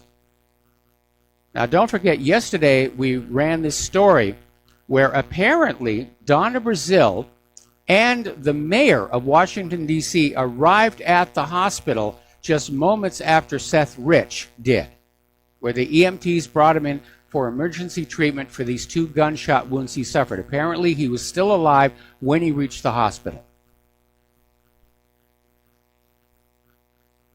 Over at Judicial Watch, they have announced they've received 87 pages of records from the Department of Justice revealing former top FBI official Peter Strzok and FBI attorney Lisa Page just had utter disdain for FBI hierarchy and policies. The text messages include a huge amount of profanity. And the Department of Justice, meanwhile, is resisting Judicial Watch's request for a court order to preserve all responsive Page-Strzok communications. The cover-up and the stonewalling continues. Now, Strzok and Page's text messages became center stage amid allegations of bias at the Bureau and both have now been subpoenaed to testify before the House Judiciary and the Oversight and Government Reform Committees. So they're going to be looking at that. We're going to do a shout out now to our on-air affiliates who are just now rejoining the network. Alrighty. And here's a good one. I like this. CNN, the cruddy news network. We've been talking about its ratings. It's below SpongeBob SquarePants. It's below Ancient Aliens. And now it's dropped below Pawn Stars. They're in serious, serious trouble. And that's one of the reasons why they are so angry with the independent media. Because the audience is coming over here. Because people want to know the truth. They don't want to be lied to anymore. Corporate media got very, very comfortable with their fancy studios and all their equipment in their dressing rooms and everything, but that's a high overhead to maintain. And right now they're losing money like crazy to the point where their financial backers are getting nervous. Independent media is intentionally small, just little tiny operations out of garages or spare bedrooms. We don't have that overhead problem. We do have overhead. But it's for the essentials. New mixers, new keyboards, new computers. Anyway.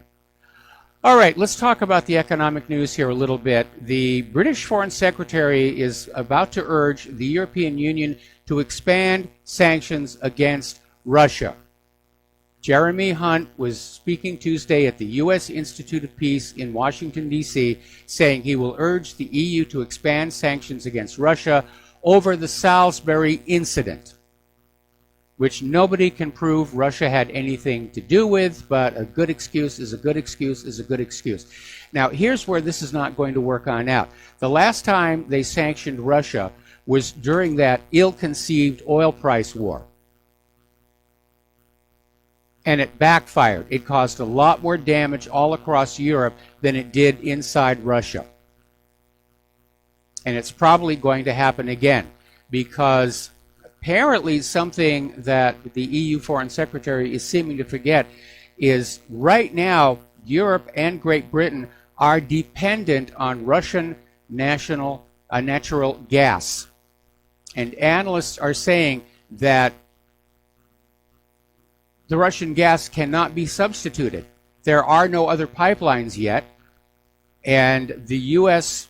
liquefied natural gas fleet is not sufficient to supply all of Europe and Great Britain if there's a sanctions war here.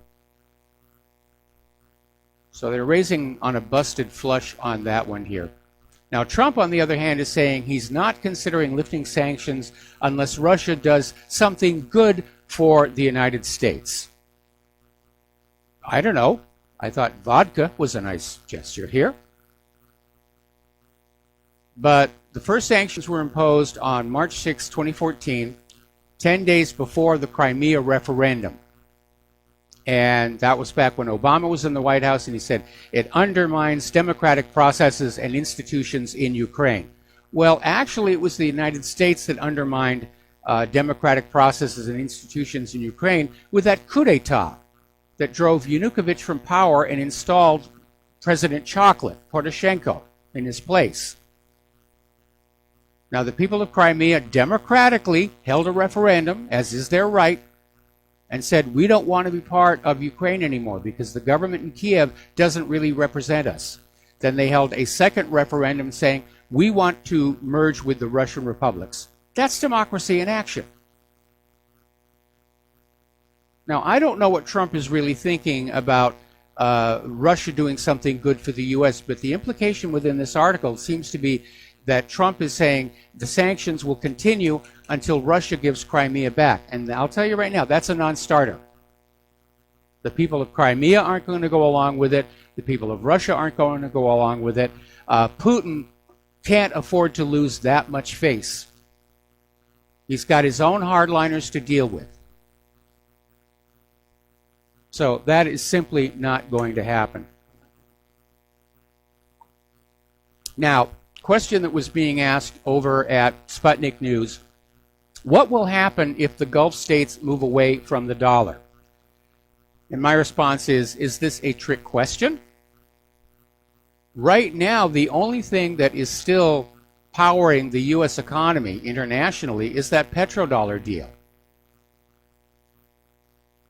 But that's coming apart. Russia, Turkey, China, and Iran are fleeing the dollar and promoting bilateral trade in their own domestic currencies, which gives them two advantages. For one, they're not paying interest on those U.S. dollars. And two, if they're not going through the U.S. dollar, the sanctions have no effect. And a lot of analysts are saying that a lot of the Gulf states may do exactly the same thing because they're seeing the pattern. Sanctions followed by war, sanctions followed by war, sanctions followed by war. And they may decide it's time to get out of the petrodollar deal for the simple reason that the United States can no longer hold up their end of the deal. See, after Richard Nixon ended gold convertibility, which technically brought it into Bretton Woods, they tried to back the U.S. dollar with oil, other people's oil, but still oil. And the petrodollar deal was very simple, that the oil-producing nations of the Middle East would sell their oil only for the U.S. dollar, and they would invest that money in the United States of America, or some of that money in the United States of America, and in exchange, the United States would guarantee their military safety. But ever since 9/11, Middle Eastern nations are seeing Israel, newly resurgent, as an aggressive military power. And they're seeing the United States as being absolutely incapable of controlling Israel's aggressions. And so for them, the petrodollar deal is pretty much dead. It's all downside, no upside. We might see the majority of the world's nations drop the dollar all at once, and the party would definitely be over at that point. Now, according to the Institute of Economic Research, Germany will have the biggest account surplus in the world for the third successive year this year. In other words, they've got a trade surplus. Why? Because the Germans make things. They build things that other countries want, and they sell a lot of them. They have a lot of exports. And you need to remember that that was what fueled the bankers and government's anger with Germany in big mistake number one and big mistake number two. The fact that Germany, when they get down to it, is a manufacturing powerhouse, and they produce products people want to buy, products that other countries can't compete with. So this is another warning sign. And apparently the country with the largest trade deficit this year will be the United States of America, because we don't manufacture anything anybody really wants, and nobody wants our GMO agriculture. So we're in bad shape. Over at Tesla, because of recent developments, including an SEC investigation, suppliers and creditors are starting to get very, very nervous. Investors of the company are wondering if they're going to lose their money.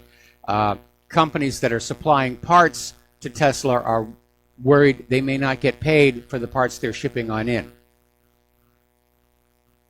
And if they basically said, we're not going to send any more parts until accounts are cleared up, that's the end of the party. Tesla can't build those cars, or Elon Musk can't build those cars without the parts to go in them.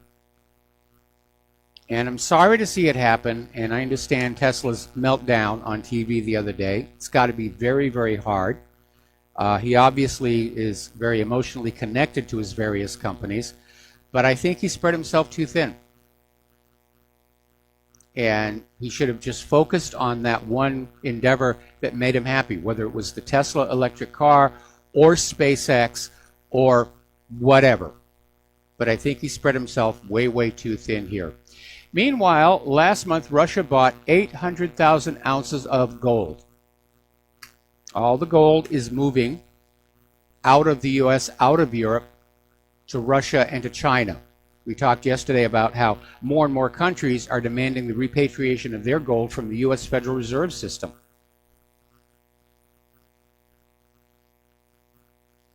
Because when the paper currencies fail, when the fiat currencies fail, you've got to have a currency that's based on a commodity universally recognized and universally valued.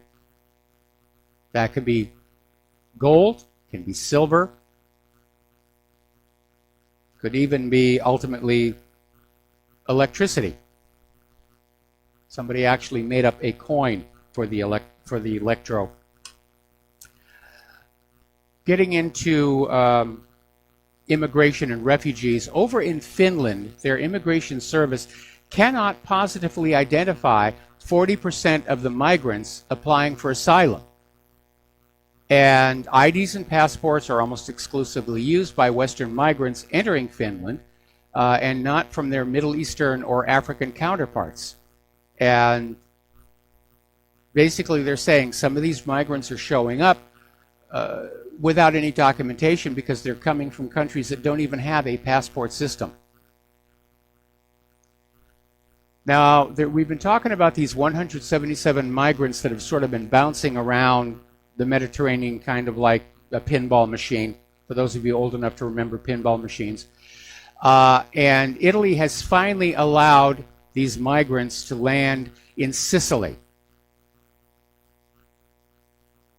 And local media is saying it'll take some negotiations before they're allowed to actually disembark, but at least the ship is tied to a dock and they're not out at sea any longer.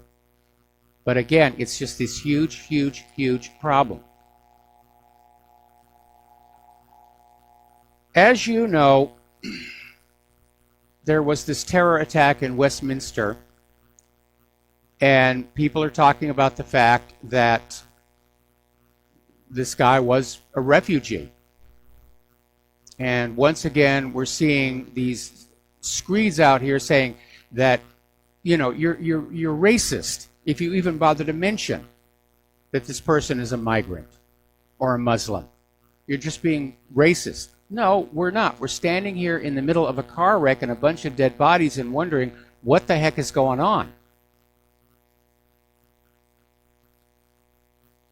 Now, up in Sweden, I guess they've reached their breaking point because the leading candidate for prime minister, they're coming up on their elections next month, is vowing migration reforms.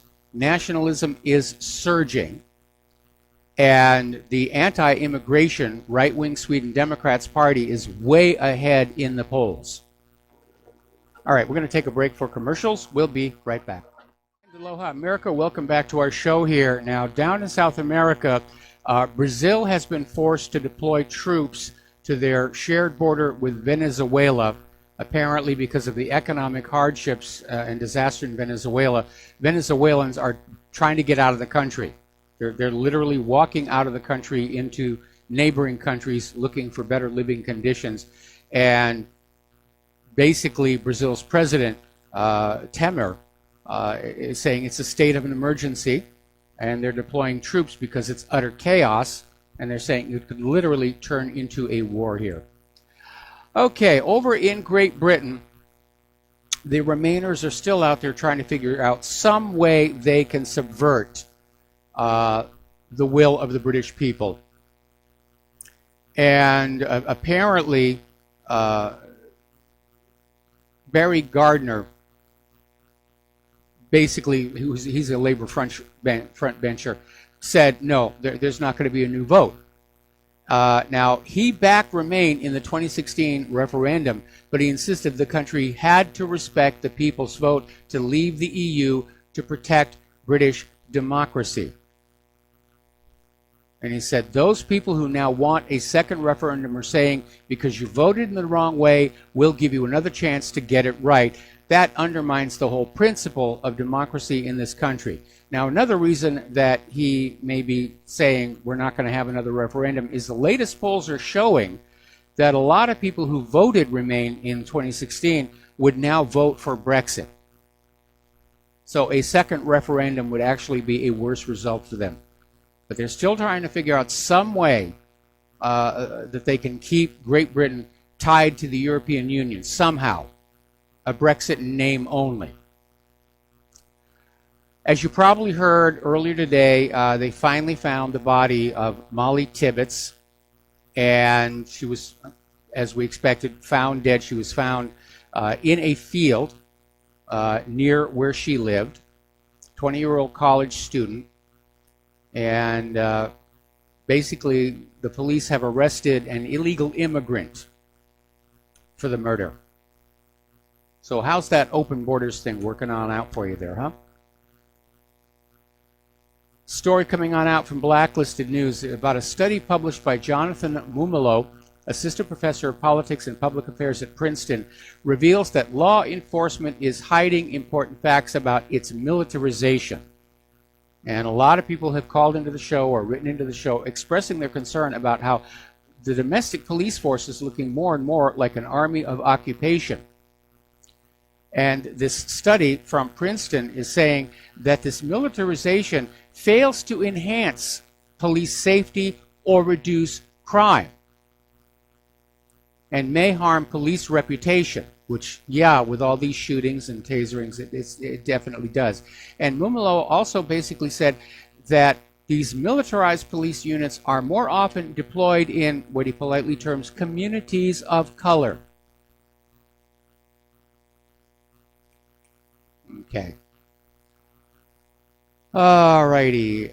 Over in Louisiana, their attorney general is now blocking banks from closing a $600 million deal due to their gun control views. Louisiana Attorney General Jeff Landry is basically blocking Bank of America and Citibank from underwriting a $600 million state deal because of their public views on the Second Amendment.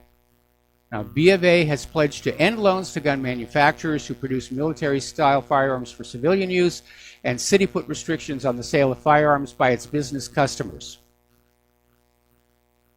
And Jeff Landry came on out and said, we don't want them to represent the state of Louisiana when they're going to decide to become the social police and infect Louisiana with these types of policies. And I'm in agreement. These are banks. They're credit card companies. They shouldn't be shaping public policy. All right, we're going to take a phone call here from Mateus in Canada. Aloha. Welcome to the show. What's on your mind? Oh, hey, Michael. So it's a little bit politically incorrect for me to say this on this show, but I have good intentions. Layla mentioned yesterday that she hopes she's not offending anybody with her different opinions. And I got to say that as a Canadian, I'm feeling marginalized because 3 times in a row she called in and said that Canada was pathetic and a parasite without actually giving the reason why. To be honest, I probably don't want to hear it. She probably has a good reason. But, I mean, that's actually kind of the definition of racism when you're just doing this blanket general smear without any specific reasons. And then also she was saying, don't anybody spend your money going to Canada for tourism. So it's kind of like publicly sabotaging our tourist industry. And I just want to say, I mean, I like everything else. And I'm a fan overall. I'm just saying that other Canadians might also be feeling kind of marginalized about that. And in Canada's defense, if Canada and the States were to be 2 people that both died and went to the pearly gates, and only one of them was going to get into heaven, I mean, Canada would get in first. I mean, we didn't drop atomic bombs on people, you know, and we're not in 60 countries in war. It's like, I didn't hear any smearing of the States. And so I just wanted to say that that's my feedback on that. And okay, well, on that thought, I'm going to put you on hold. We got to take a break for commercials. Stay on the line. We'll be right back after these words from our sponsors. And aloha, America. Welcome back to the show here. And we're still talking with Mateus in Canada. Aloha, Mateus. Welcome to the show. Just sort of pick up from let's get back to what you were talking about. First of all, when Claire and I lived in Washington State, we'd go up to Canada on a regular basis. And we really liked it up there because of it's clean, everybody's polite, and I agree with you that Layla's dissing of Canada may not be shared by other people who live in Canada, but obviously she's got a reason for feeling the way that she does, and anyway, can you just sort of continue on that topic? Yeah, I don't want to have like a fight about it or hold any hard feelings. Like if she were to just kind of wrap it up in a slightly softer way, I would just totally let it go and just be a fan. I just wanted to put that out there that it might be turning off. Could have turned off a lot of people. I almost felt like protesting and just turning off the show anytime Layla came on after those 3 dissings, and maybe other people felt the same way. So, anyways, I'm ready to just let it go. I feel satisfied that I was able to like be heard. Okay. And I just wanted to, on a more technical point, regarding, let's say that the debate of whether Canada is or is not a parasite to the States, I would like to argue that I don't see the States as an altruistic government organization that's going to let someone be a parasite for no reason. If there is something not that seems Israel. parasitic... Oh, yeah, right. That's right. But we're not Israel. So I think that there's something else that the States is getting out of the relationship. And for example, something that comes to mind is our soft wood. What we do is we cut down the trees, ship them over to across the border to the States. You guys get all the jobs processing them, and then you sell it back to us with big markups and tariffs and everything. To me, that's part of the payback. Whatever Layla's arguments are that we're a parasite, that's part of like the behind the scenes making up for it.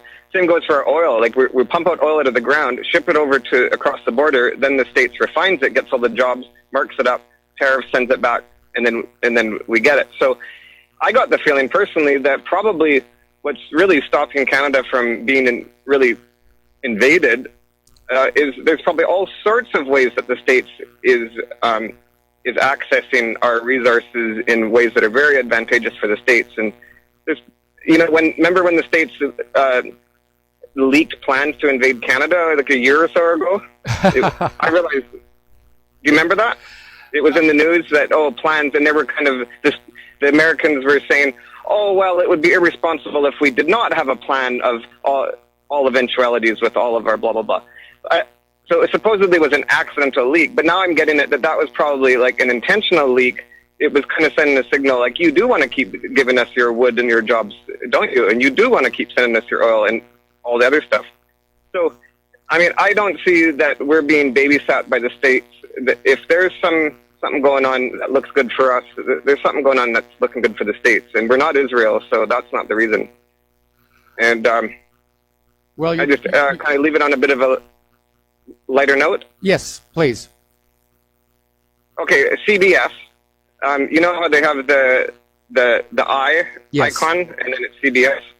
So they're actually going to be updating the spelling of their business. They're going to be changing the I icon for an actual letter I, and then the C is being changed for SEE, and then the BS, that's going to stand. So it's ICBS. Okay. And then for the censored Google for the Asian market, that's a big concern to everybody. Yes. The censored version of the Google. Well, they're actually changing the spelling also to brand it for the Asian market there, and they're changing the second G to a K. And I'll just let you go with that. Have a good show. Thanks. Bye. All right. Thanks an awful lot. All right. We're going to let you go here. And I'm going to jump ahead in my talking points because I need to get this story out. And it's about Hurricane Lane, which is this Category 4 hurricane that we have south of the Hawaiian Islands, which has turned north. And as of the last time I checked with the Hurricane Center, the center of the storm is aimed pretty much at Oahu and is expected to basically be here Friday. So we're going to take the appropriate precautions and sheet plastic and clamps and everything to our home, but there is a distinct possibility we won't have a live show on Friday because we're going to lose electricity. But it could still veer off one way or the other, but as of right now, we're feeling very much in the crosshairs here. Okay, getting on back to political correctness. Over in California, and this is yet another reason why, even though I liked being in California when I worked in the film industry, why I would never live there again. Apparently, the legislature is getting ready to consider a bill that will require ethnic studies for high school graduation. Now, apparently, they've backed away from this because the costs estimated for a statewide mandate for ethnic studies was $400 million, and California just doesn't have it. But they're going to have a pilot program to see if they can get this going. And the idea is, supposedly, ethnic studies help students develop an academic identity. It builds empathy cross-culturally. But skeptics are saying the state can't afford to have this course, and saying that the state shouldn't be reinforcing identity politics.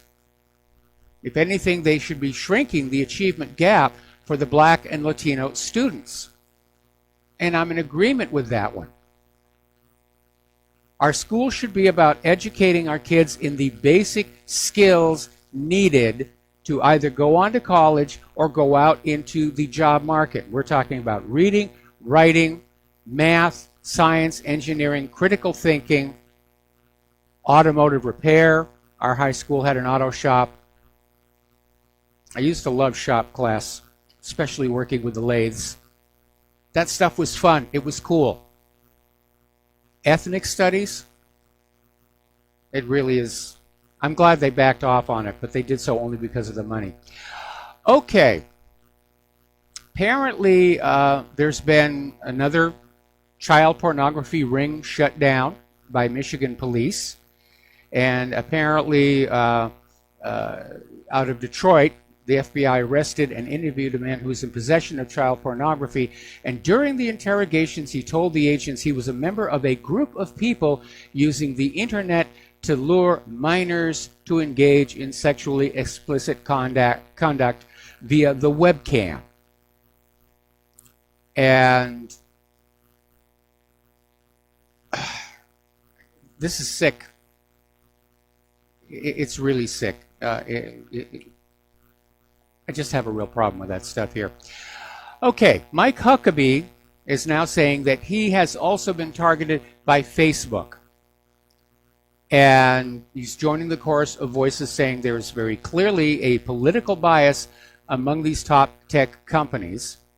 And more people are coming forward and saying, yeah, this is really going on.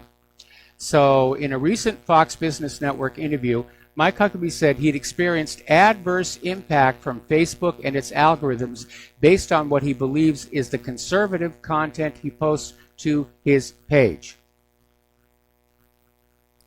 And he said he's been subjected to some of Facebook's censorship, if you could call it that. And he says, technically, it's not censorship since they're not a government, but they're almost acting like a monopolistic government entity. Well, I'm sorry, Mike, I disagree with you. Censorship is censorship. One does not have to be a government to be censoring content. One merely has to have their finger on the wire, so to speak.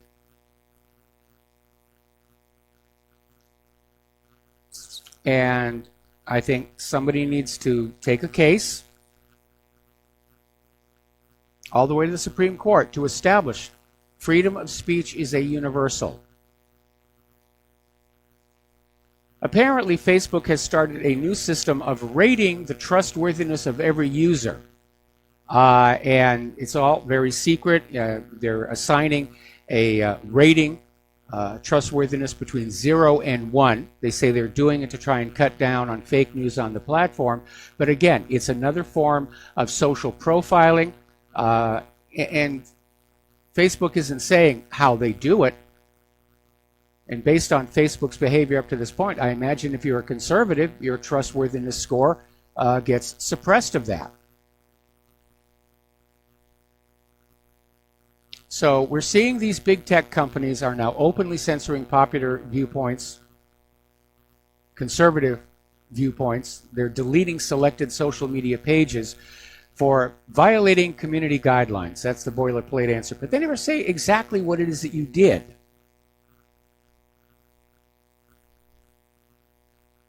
And there's no explanation about why YouTube and Facebook delete user-generated pages. Now, according to this article, which came out of Waking Times, and apparently they had their Facebook page throttled down. They're saying that this type of censorship is not going to bring about the Soviet-style clampdown on ideas that challenge the establishment. It's more reasonable to expect that these companies have fallen prey to monopolistic hubris and will soon see massive declines in viewership. Actually, it's already happening. That's why they're having to fake their readership numbers to keep their ad revenues up here. So they're predicting that these big tech companies are committing suicide. And I think that very well might be happening because we're seeing these new startup social media companies, of which there are many. They're taking off. People are using them. Now, finally, Donald Trump is speaking out, blasting the tech industry for its rampant bias against right-wingers. He did it in a bunch of tweets, which there are some liberals out there saying that Twitter ought to ban Donald Trump now. I want to see, Donald, I want to see something more than a tweet on this. Anyway. So Microsoft came out a little while ago with the announcement that foreign entities were launching cyber attacks to disrupt elections and sow discord among the American public. It said some governments, without specifying who, were attempting to steal and leak information and spread disinformation. And they were out there just hue and cry, and everybody's out there being scared about it. And they finally got around to saying, you know, Russia's in there, Russia's in there, Russia's in there. The Kremlin is basically saying it's all completely groundless. And as it turns out, they're right. Because it's a sales campaign. Microsoft has a new product out called Account Guard software, which it wants to sell to congressional candidates and campaigns as part of its Defending Democracy program. And what they're basically talking about is this special cybersecurity protection that are using Office 365, Outlook, or Hotmail cloud services. And those who take up the offer will put their emails, internal strategy papers, and financial records onto Microsoft-owned and administered servers where Microsoft personnel will have a special eye on them. That's an awful lot of political intelligence in one place. Have you seen those little Fitbits? They're these little bracelet things that communicate with you, with your computer, about your fitness, how much you're walking, how much you're running. But apparently researchers have, up at the University of British Columbia, are saying that Fitbits are only right about half the time. They tend to overestimate the number of steps taken by users, aiming to achieve the recommended 10,000 per day. And these researchers said that Fitbit monitors should not be used for research purposes because they are so inaccurate. Certainly right about that one here. So let's get on to Monsanto. As you know, Monsanto was hit with a major, major defeat in court in the case of Dwayne Lee Johnson, where between damages for medical bills and punitive damages, the court basically awarded $289 million in damages to Dwayne. Now, he himself, being at the late stage of non-Hodgkin's lymphoma, he himself may not see the money because Monsanto is appealing and they're going to try and drag it out and drag it out and drag it out and drag it out. But Dwayne Johnson is now making a tour of the media explaining why he did what he did and saying that he's happy about the trial's outcome, obviously, that he didn't want to die for nothing, and that the main reason he did this was to make sure others came to understand the potential damage of using the weed killer. Now, this is probably going to trigger a flood of additional lawsuits from people who've been using these products and they've come down with these cancers because there's now a legal precedent. We might actually see the federal government move to indemnify Monsanto the way they did the vaccine companies. Remember back with the Homeland Security Act? There was a provision in there that literally said you cannot civilly sue a vaccine maker for damage caused by their products because they're essential to whatever it was they were essential to. There's a lot of corporations that are getting a free ride courtesy of the United States government. Computers and software providers, the vaccine industry. I wouldn't put it past them to say, nope, you can't sue Monsanto anymore. It's a critical part of our agricultural infrastructure.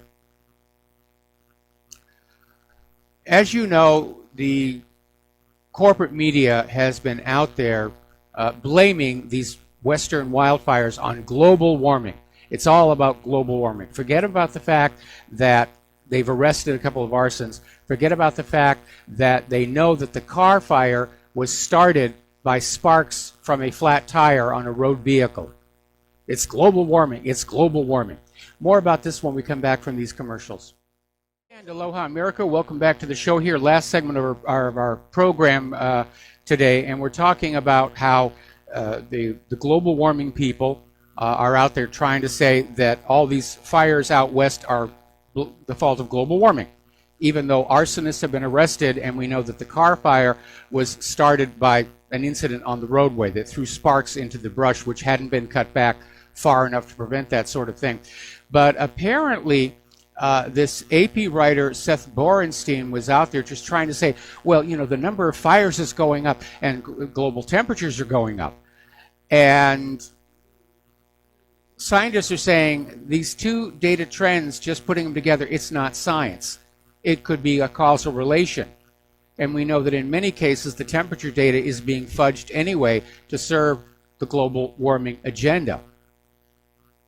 But they're still out there pushing that nonsense. Meanwhile, over in Japan, it snowed. This is the earliest ever recorded snow in Japan. It's going to be a very, very hard winter. And you know what the carbon Nazis are going to be saying is that, well, it's snowy where you are, but take our word for it, it's boiling hot everywhere else. It's just broiling, absolutely. I mean, look at this temperature data from this thermometer we have set up in the middle of the airport, where it's being blasted by burning kerosene all day long. Look how at that temperature. Now, it wasn't all that long ago that China, concerned about overpopulation, had a one-child policy. Well, that was then, this is now. And China, like Japan, is facing a demographic crisis. And China's desire now is to have couples have more children. And to do that, they're imposing a tax on childless couples to encourage more fertility, as it were. Okay, yesterday we ran the story about how there'd been all these earthquakes around the Ring of Fire, including a magnitude 8 out by Fiji, which, by the way, is still getting aftershocks here. And I was noticing during the show, I'm getting all these tsunami warnings on my watch here. There have been a lot of quakes. There was just a 6.7 in Vanuatu, along with earlier today, there was this magnitude 7.3 in Venezuela. So the planet is really rocking and rolling. Looks like they just had another, a bunch of them up here in Alaska as well. So interesting time to be a seismologist, what can I tell you? Alrighty, over in Europe, they've had an outbreak of measles. The World Health Organization is saying that the number of measles cases in Europe jumped sharply during the first 6 months of this year. At least 37 people have died. My question is, how many of these people had the measles vaccine? Because we've seen this pattern before. They'll go on out, they'll sell the measles vaccine, everybody will get it, and then all of a sudden everybody gets sick. And finally, and Trump tweeted about this as well, Netflix has scrapped Michelle Wolf's series just a few months after it debuted. Now, if you remember, Michelle Wolf grabbed headlines in late April at the White House Correspondents' Dinner, where she made a lot of jokes aimed at President Trump and his administration, which were so over the top, a lot of people just sat silent, others simply left. So she's no longer on Netflix. Okay, there's the music time for me to get on out of here. Please stay tuned for John Stadmiller. I'm sure that he has got lots and lots of interesting things to share with you. And please take what you learn here, share it with everyone that you know. Please talk to everybody you know about this deplatforming, this purge of the independent media of all conservative points of view. We cannot allow that to stand in the United States of America. We'll be back tomorrow. Aloha, America.